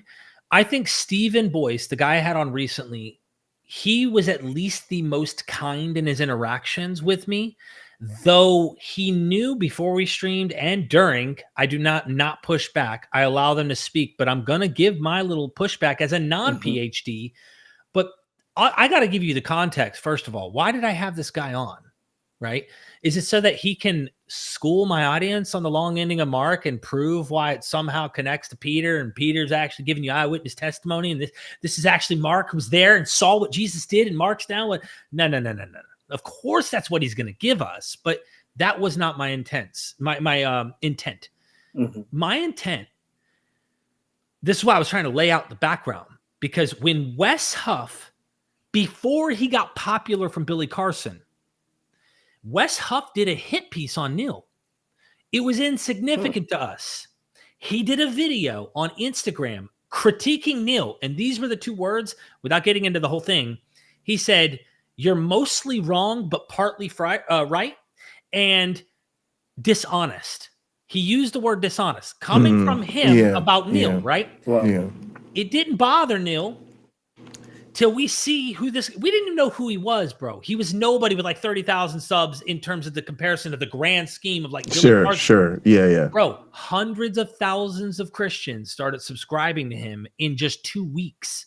It went viral, right? So Neil saw this guy, and we started getting recommended on our YouTube feed. YouTube sees the algorithm and starts feeding it. And Neil remembers his hit piece and was like, yo, he got popular overnight, and he did this lying video on me. So we did this hit piece responding to him, right? I have never, when I say I've never, I mean this, there's no video I've ever had that compares to the amount of dislikes and comments from absolutely triggered Christians who have now put Wes on a pedestal and worship him. I mean, when I say worship, this guy is right, and you're just jealous. He's right. Even when we did the evidence in the video to show how wrong he was. Well, this is what happened. Stephen Boyce is close friends with Wes. Wes won't come on my channel, bro. He's too busy. Now, he may be. I'm just like, I'm being facetious here. Nah, it's BS. but you know what I'm saying, baby. Yeah, you see, you don't want to smoke. But seriously, I was going to put him, like, I was going to press. I was going to be polite, but critique and very precise and ask and very, like, pressing and like, hold on. Why do you say that? You know, not to debate, but kind of debate. Like, I'm not a sophist, man. I don't like debates. I like conversations that can get somewhere, like what you're talking about, my one black friend. And the problem is Wes won't come on. Well, how the hell can I get all of these ignorant, bro? I want to say foolish, ignorant. I want to be derogatory. Like, it pisses me off how sheep-like they are. And that was my critique to Michael Jones before that on the Dionysus video I did. When I was like, no, we need to shut up. No, you need to shut up because you don't know what you're talking about, bro. I contacted PhD classicists and they vindicate what I'm saying. Who are you? You're on an apologist website. You don't know what you're talking about. I'm getting worked up. So I'd like to chime in. Yeah, please. Okay, so I'll explain to you what you do, and I'm being completely serious. Do YouTube shorts where you take point after point. You got 1 minute. Put what he said. Show if you can show him saying it. Then you put your scholar refuting it with in your interview. And that's if you have a scripture that backs up what you're saying, even better. Because then the haters can come all they want, and that boosts your engagement. Yeah. I see what you One mean. way or another. It boosts and it's not this long ass thing that they don't get to. They don't want to sit through often. They don't want to sit through the long discussion about the guy that they were rooting for. It's like seeing your team lose. Do you want to watch your favorite team get their butt kicked for an hour and 20 minutes? Or do you prefer, wow, they lost it all in the last 2 minutes of the game? You want that last minute, that last 2 minutes of the game to be represented in your shorts. Yeah, so let me get something in there. I'll kind of ask you about something else. Yeah, I just think what you're doing is it's different, right? Yep. And because you're dealing with the actual scholars. But something I find interesting is that, and I've been talking to like Michael Beverly about this, is they set up the terms of engagement to already favor them. Yeah. And you notice how they have no problem calling us liars. They have no problem saying, hey, Derek, I hear what you're saying, but I just don't think you read too good. You saw what Michael Jones said? Yeah. He said your reading comprehension. Yeah, and I'm like, the fuck is this guy talking about, bro? And then if they really do know we're gonna hold their feet to the fire, they just don't engage at all. Right. And in some sense, I think we got to take a cue from that they're not really here, to engage on on sincere mutual terms. They very much are aware of the game, and they know when they're going to be called out or put in a bad position, and they just avoid that. But I want to ask you about this other thing, because I mentioned the situation like with our families, like about how I'm an evolutionary biologist and my mom celebrates what I've accomplished, but doesn't really believe or understand my science, right? And I talked about how you have your channel and it's wildly beyond the dreams that any of us could have with our channels, but I think your mom still leaves you like little notes and stuff, the ones that I think you've mentioned on air.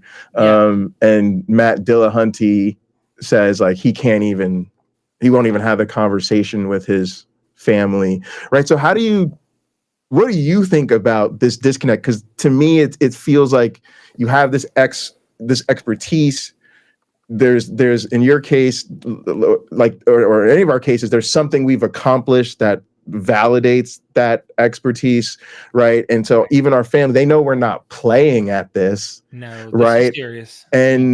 But how do they still not, how is that not more of a challenge, especially coming from someone they love or someone they love you, like, you know what I mean? Like, how do you think about that?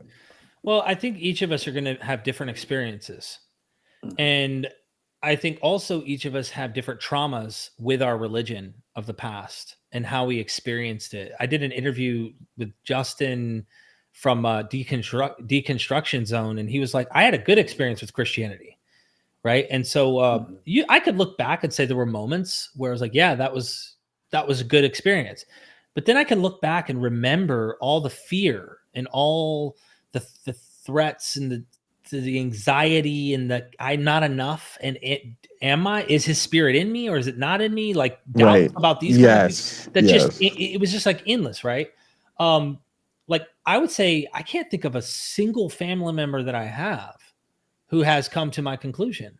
And after there have been points where we bumped heads about these things, about what we believe, and have the conversation. And I've been worked up before because I think that I was also going through more trauma back then of like trying to deconvert and get through this phase.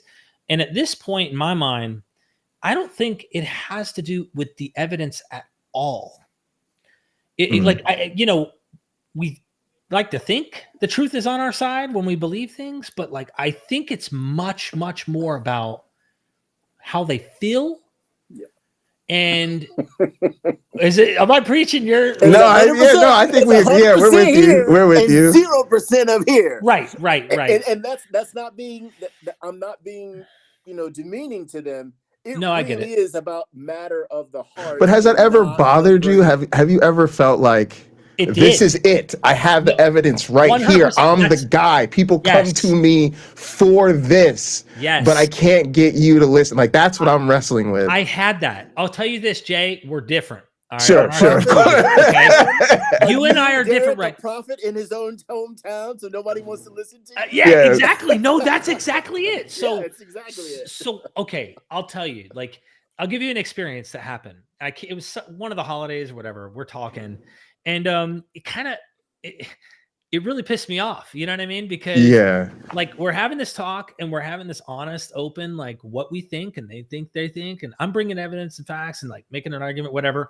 And then at the very end of it, like my sister, who I think didn't even like hear what I was saying and like understand what I just said, was just like, don't worry, you'll come back eventually. You'll see. Oh, and I looked at her and I got a little arrogant because I was upset. Sure. I got a little arrogant.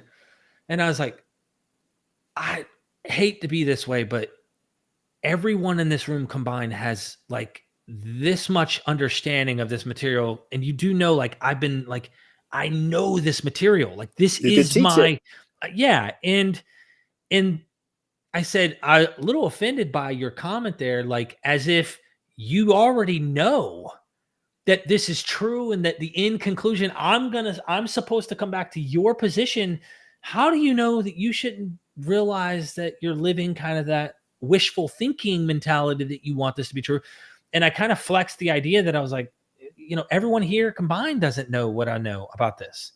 And I was like, don't you see a problem with that? And there's been a couple bumps that we've had in our family, right? Sure. Yeah. But I think that what happened eventually is there's boundaries set about what to communicate, how to communicate, and when to draw those lines about where we go with those kind of conversations. Because I'll tell you this, my mom is a Christian, but my mom roots for me. And she even comments on my videos and says, I love you, son. I'm proud of you. Like she doesn't believe what I believe, but she roots for me. And that's enough for me to go, you know what? I'll never distance myself because I know, and mama's told me, like, you got to understand the indoctrination. I don't have to teach this, this, but like, it's so deep that even my mom's told me, like, I don't know if I could ever not believe in it. Like, she almost just confesses those shortcomings. I need this. And she hopes that there's a heaven. And I have to tell her all the time, even though I'm telling her, cause I know that hell's a myth, but like, she's like, I hope I don't go to hell one day. And I'm like, you're not, Mom. You're no danger of that. You're not. Yeah. Don't worry. That's not going to happen. Yeah. Mom, for only $99.95, I can adult. But you will never go to hell. My experience might be different than yours, and how your family reacts and how they are adjusting to it and how you feel about it. Because look, you voice yourself, Jay. You really have a strong personality about this. And I also want to encourage you, bro. Don't look at me different.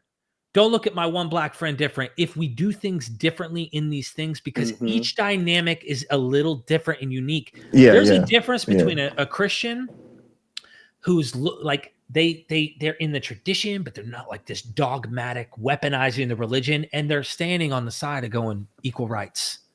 They're standing on the side of trying to show the love versus the Christian, in my opinion, like David Wood, who is a hater. His videos are hate toward Muslims. They are hate toward people that are just as indoctrinated as he is. And I'm like, bro, what a hypocrite. That's why I called him out in several videos.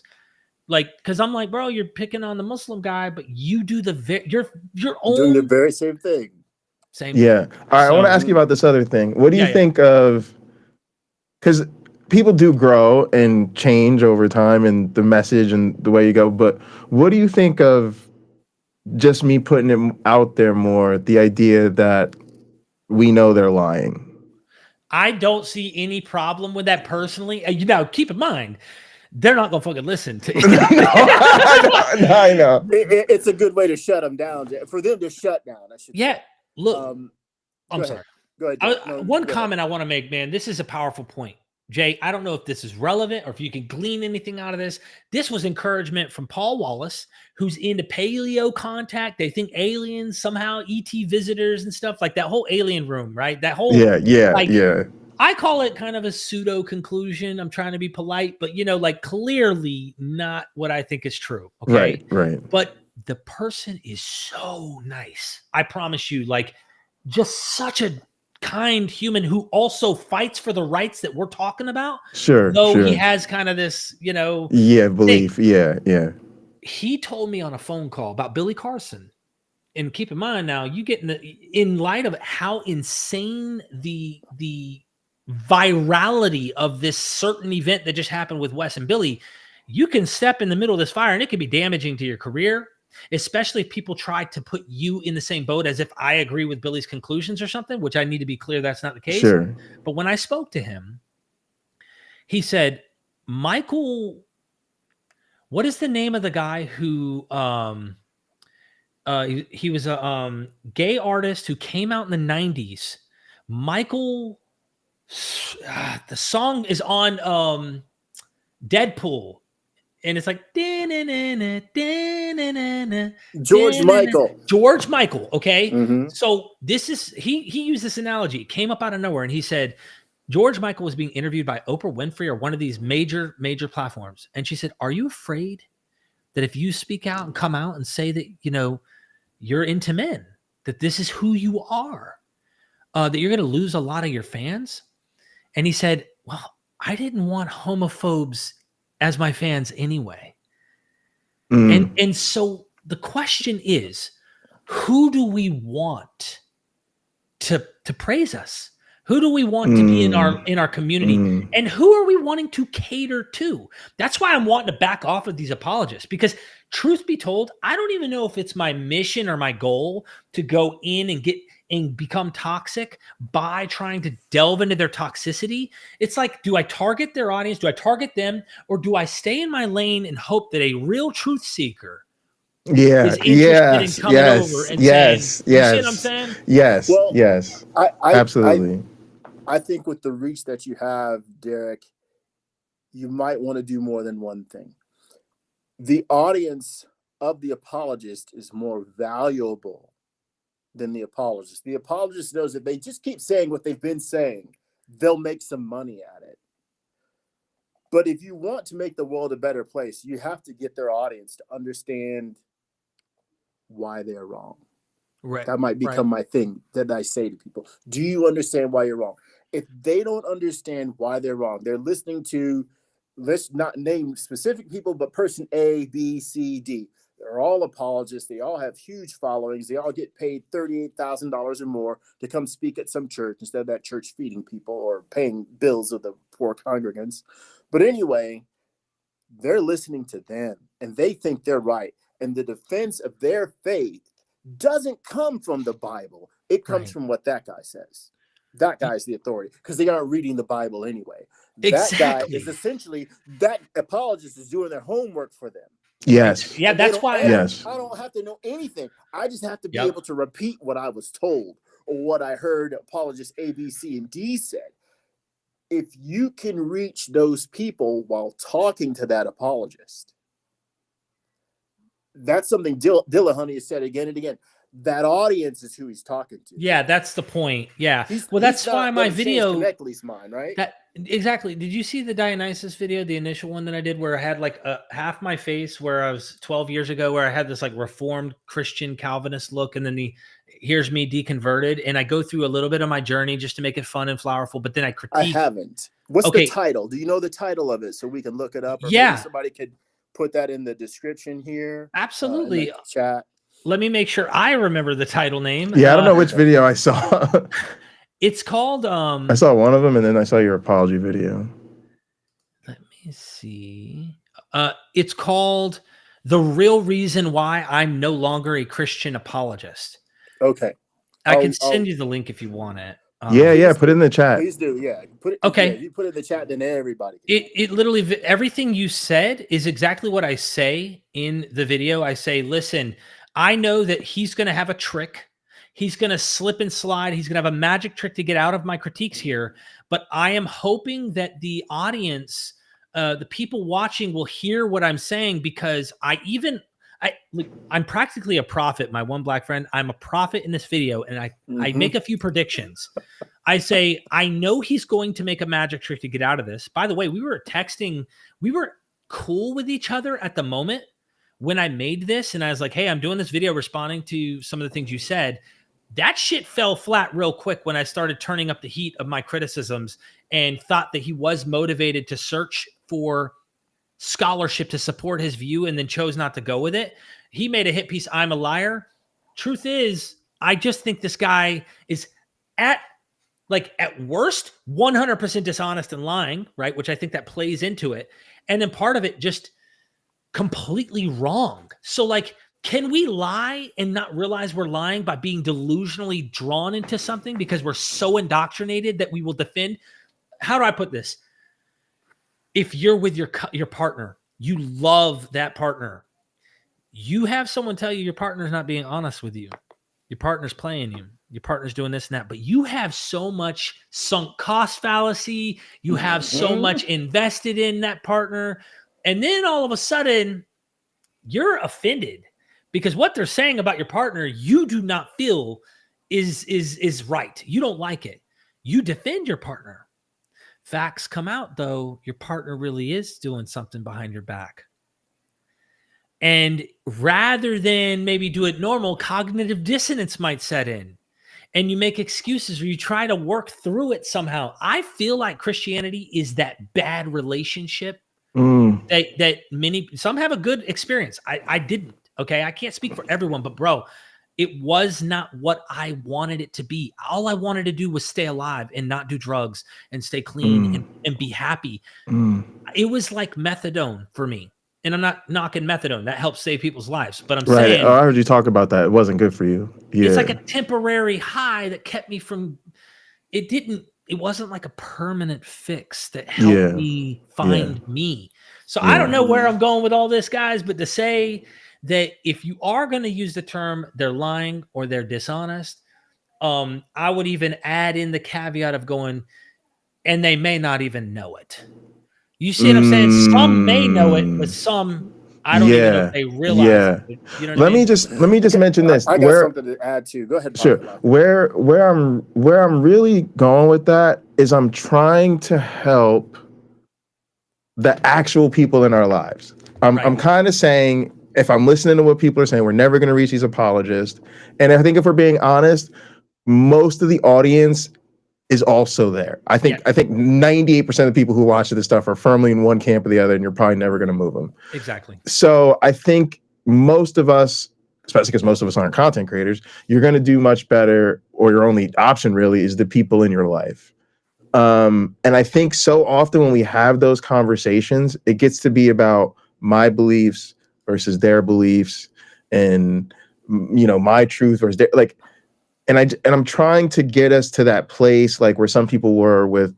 I showed a clip from after the Trump debate, the presidential debate, where a woman says about Trump, "We know he's lying, right? And he's just going to keep doing it because it's what his people want to hear." And I just feel like with most of the Christians in our life, we've never gone there. There's something in us that makes it so we stop short of really trying to say to these people in our life, "Hey, you can believe it, but I'm telling you, I know they're lying." Like, I think that's a shift for me, at least. Yeah, I think you could say I have pretty decent people skills and can read like each situation and know to approach certain things or certain people with certain ways. Like, for example, I have an alcoholic father who's sober right now. I'm proud of him for that. But when he is being verbally abusive or something isn't going right, my mother deals with him a certain way. And my mom knows that he listens to me to some extent. And she tells me, "You need to go tell him this and this and this and this," right? And I'll go, Mom, you pressure me, but let me talk to Dad, but let me do it in a way that I do it, not in your way. Sure. And so when I do talk, and the reason why is if I did it her way, there's a reason it doesn't work. Right. Okay? Yeah, right. There's a reason I kind of know how to psychologically be a ninja, if that makes sense, to try to gently ease my way. And then sometimes I'm having to be confrontational, and it's always nuanced. So like Mama will go, she's Mama. She always will be. Mama said, "Why don't you believe in Jesus?" She asked me one time. I'm in the backyard at her house that we sold in North Carolina. And I knew not to go, "Jesus said this, Jesus did that, the New Testament said this." It's like you're confronting the special thing. You can't do that. So I said, "Can I tell you a story?" And Mom's like, "Okay, tell me the story." And so it's like, all right, there was a man who was a king of a place called Ithaca. Back in the ancient Greek era, Homer writes about him. And he's making love to his wife. And all of a sudden, all the soldiers come together and they have to go prepare for battle to go fight against Troy. And as he's making love to her, he tells her, "My love, I'll be back. Don't worry. I have to go do this for our people." Whatever the reason is, he's going to battle. Okay. He goes, the battle takes place. You can read in the Iliad, but in Odyssey, he tells about his adventures and their crazy stuff. Cyclops, one-eyed Cyclops. There's a witch and Medea and or Circe. Sorry, it's Circe in this, and like all sorts of fun adventures. But he's trying to get home. And I mean, like, I'm giving all of this, but in much more detail. The story. And then he gets captured by this beautiful goddess. And for those who don't know about the ancient world, the way they believed was humans can be really pretty, but gods and goddesses were more beautiful than any mortal can be.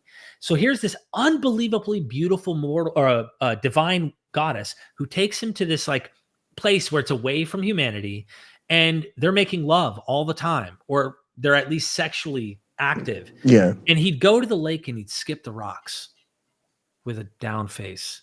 And she's like, you have everything with me. Why are you down? And he's like, I miss my wife. I miss my son Telemachus. I miss my family. And so anyway, there's this grant that he can go home, but only under the condition that he transforms into this old beggar and they can't recognize him. So he goes back to his own house, like limping and old and scraggly. No one knows that it's him the whole time.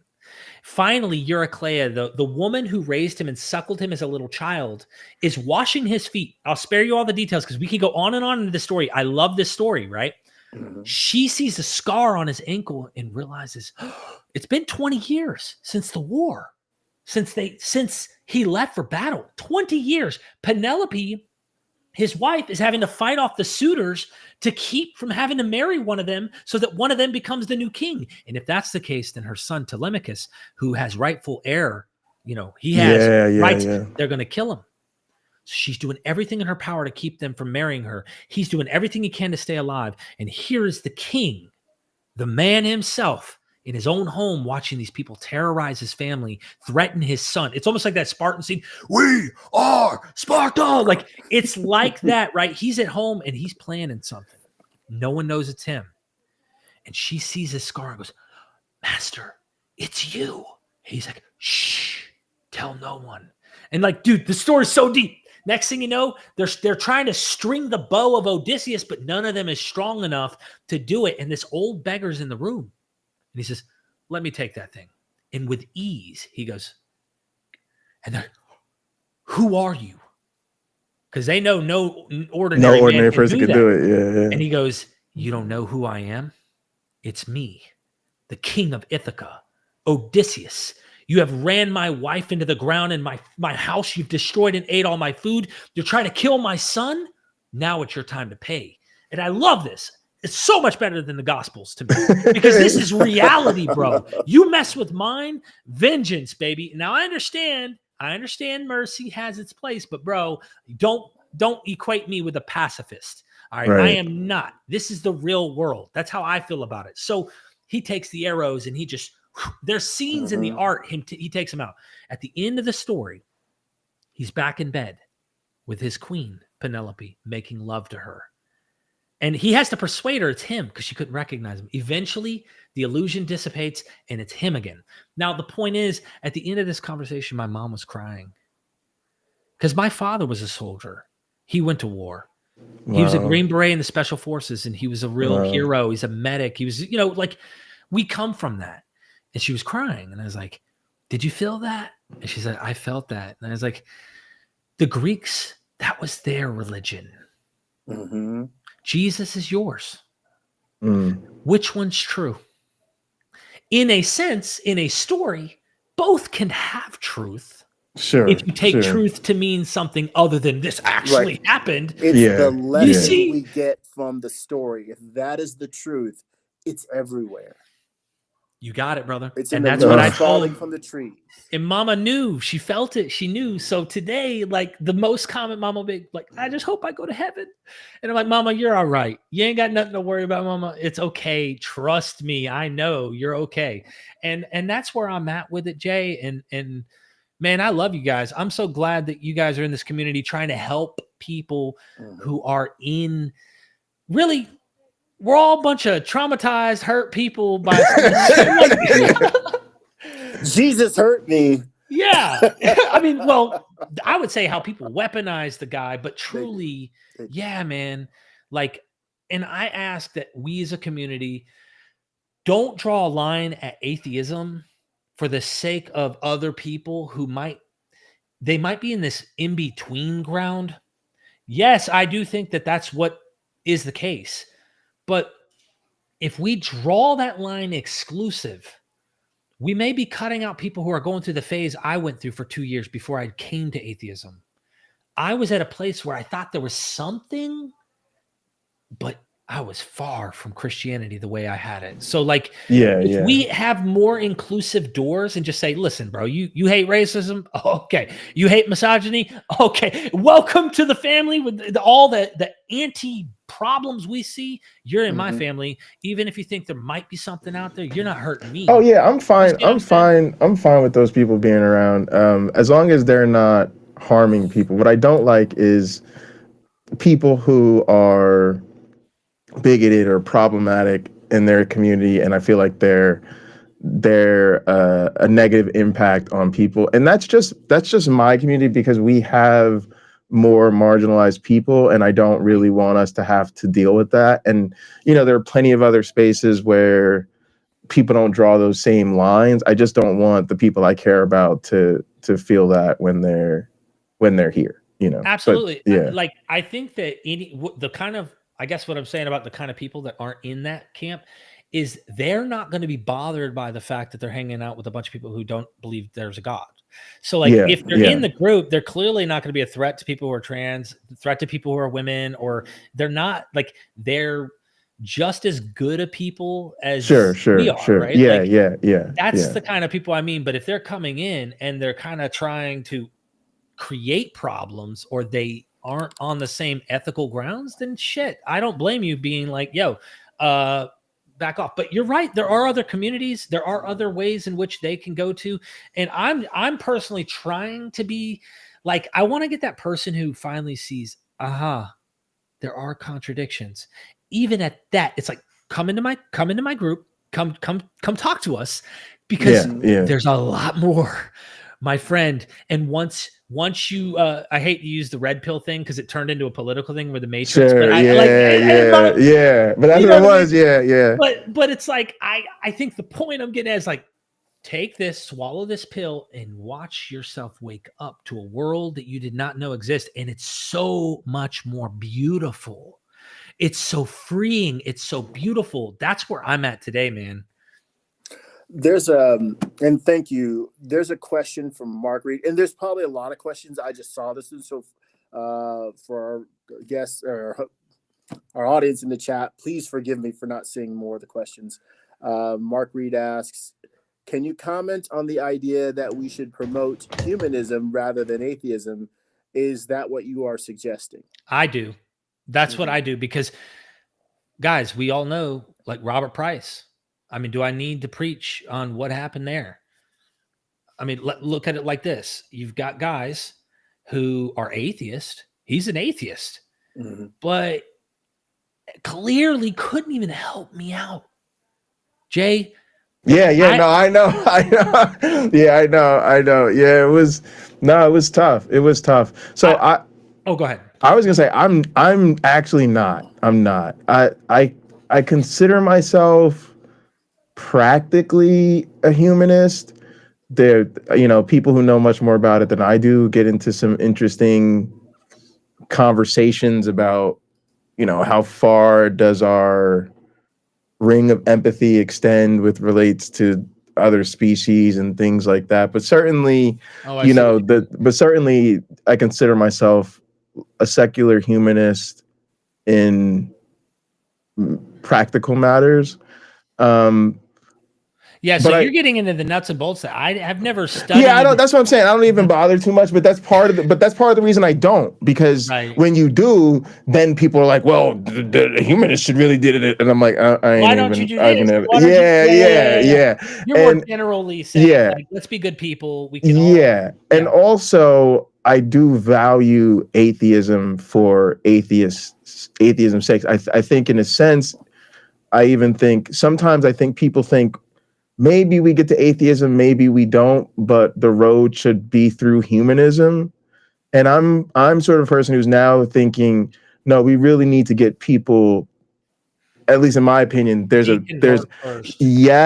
that's going to make them humanist. They're a lot in many ways, religion is anti-humanist. That was actually me, bro. And that's a huge part of the problem. Like, even my political, social observations of the world did not change until I started deconverting, because I had the framework I was born with, raised with my whole life. And so you're right. I guess maybe people get to the conclusion in different paths, but yeah. That's what I would say. But yeah, for me, I'm like no. And then also, so there's kind of three things there. One, I think atheism is the best path to humanism. Two, I think atheism is important because it is the basis of so many social ills. Religion is the basis of so many social ills that I think that, like, to me, part of my thing is we need to acknowledge that religion is the problem. Like, in many ways, we need to go there, and we need to stop skirting around the issues that these religions are clearly causing. And then the third thing is we are atheists, right? And there is a real power struggle in society, and I hate to tell you this, atheists are losing it. We literally are in a no taxation without representation. Like, literally, like there's hardly any secular lawmakers, even at local levels or the state level throughout this country. And so I do think it's time to say we're atheists. We are really victims of Christians in the sense that a lot of their worldview is demonizing people like us. And so I do think that, like, it's time for at least some of us to speak on behalf of atheists as a marginalized population. So for those reasons, I would not say I put humanism over atheism promotion wise, but I do think they're both important. Powerful. Guys, I need to eat here. Yeah, we need to end the show. So, this is fine. There's so much, guys. I go into surgery in a couple days. 10 years ago, like a dummy, I'm not ashamed of being public about anything. You know me. I mean, you can go watch me as a guy getting off drugs on my other channel. 10 years ago, I did some testosterone, trying to go to the gym, hitting the gym, hormones, and didn't do it right. It ended up getting gynecomastia. So for those who don't know, it's like a mass behind the nipple. It makes the nipples puffy and soreness, and also it's uncomfortable. I'm actually getting that cut out on the 8th. And so I'm going to feel a lot better about just wearing a t-shirt or being shirtless at a pool. You know what I'm saying? So wow. I had it done, man. I had it done. Oh, I got big keloid scars right here. The doctor told me that could happen. I'm like, I don't care, dude. And the way I felt when I came out of surgery, I'm laying on the gurney and I looked down at my chest and it's flat. Felt better. Oh my gosh. I was so happy. Good. So man. the only thing you had, did they tell you you're going to have to wear a device that will drain this area? No, they told me that mine weren't big enough to have to, like, they'll have to only make a small incision right there below the nipple. And I think if it was bigger, they were probably going to. Wait, what is this condition? Gynecomastia, man boobs. Yep. Oh, and you said you did something to get them? No. Yeah, hormones. Well, he did hormones. I didn't do that. Okay. I was born, because if there is a God, he just can't. He had a long list of reasons he wanted. Should we just call this? Don't we just call this the Frank Turek surgery? That's what we should call it. The same kind of thing. Yeah. I think Frank had it. Someone said that Frank had or something. And I'm glad no one named it after Frank to be funny. Well, they actually use it as I think they use it as a joke against him. Because it's gender affirming. Yeah. Exactly. Yeah. Exactly. Yeah. No, well, I ain't ashamed of it. That's true. I think that's true. It is gender affirming care. I felt more manly after not getting man boobs. But I will say, I don't know about your personal life with your wife, but I dated a woman. I took off my shirt in front of her and she was like, yes. Oh, really? She went right for it. It was like I was fulfilling a long dream of hers. Hey, it's somebody out there for everybody and everything. That is. Don't lose hope, people. Somebody like it just the way you are. That's awesome. Yes. But Derek, we wish you the best in your surgery, man. Definitely come by, let us know how it goes, and I'm gonna hit you up so we should chat before just to catch up, man. If they give you drains, Derek, you'll be fine. It's just odd. It's like a strange thing. Wear a baggy shirt if you have drains. Yeah. And no one will know they're even there. I don't think I will, but if I do, I'll keep that in mind. Yeah, and don't hug people when you have the drains. Side hugs. Side hugs only. I'll just high five him. How about that? Yeah, there you go. Hang on. Hey, how you doing? Yeah. Well, Derek, thanks so much for coming Yes. on, and Thanks, we seriously appreciate it. You know, it always means a lot, and it always is a super boost to the stream, and also just a huge encouragement to the community just to have you here. So Thank you. we appreciate that. Thanks for all the love, man. Thank you. Thanks to everybody for tuning in. It's been Definitely. it's been a great stream, and love to have everybody so active in the chat. Thanks again to the supporters that we had today, and I think I started up the super chats that we got. So Left-Handed Jedi, TV Tube, Native Atheist, and Maya Adkisson. Thank you guys so much for all the support. Thanks to all the mods and to everybody who watches later. Thanks for checking out the stream. Please leave us a comment and let us know what you think down in the comment section. All right, please like the video, subscribe to the channels, and be good to yourselves. And each other. All right.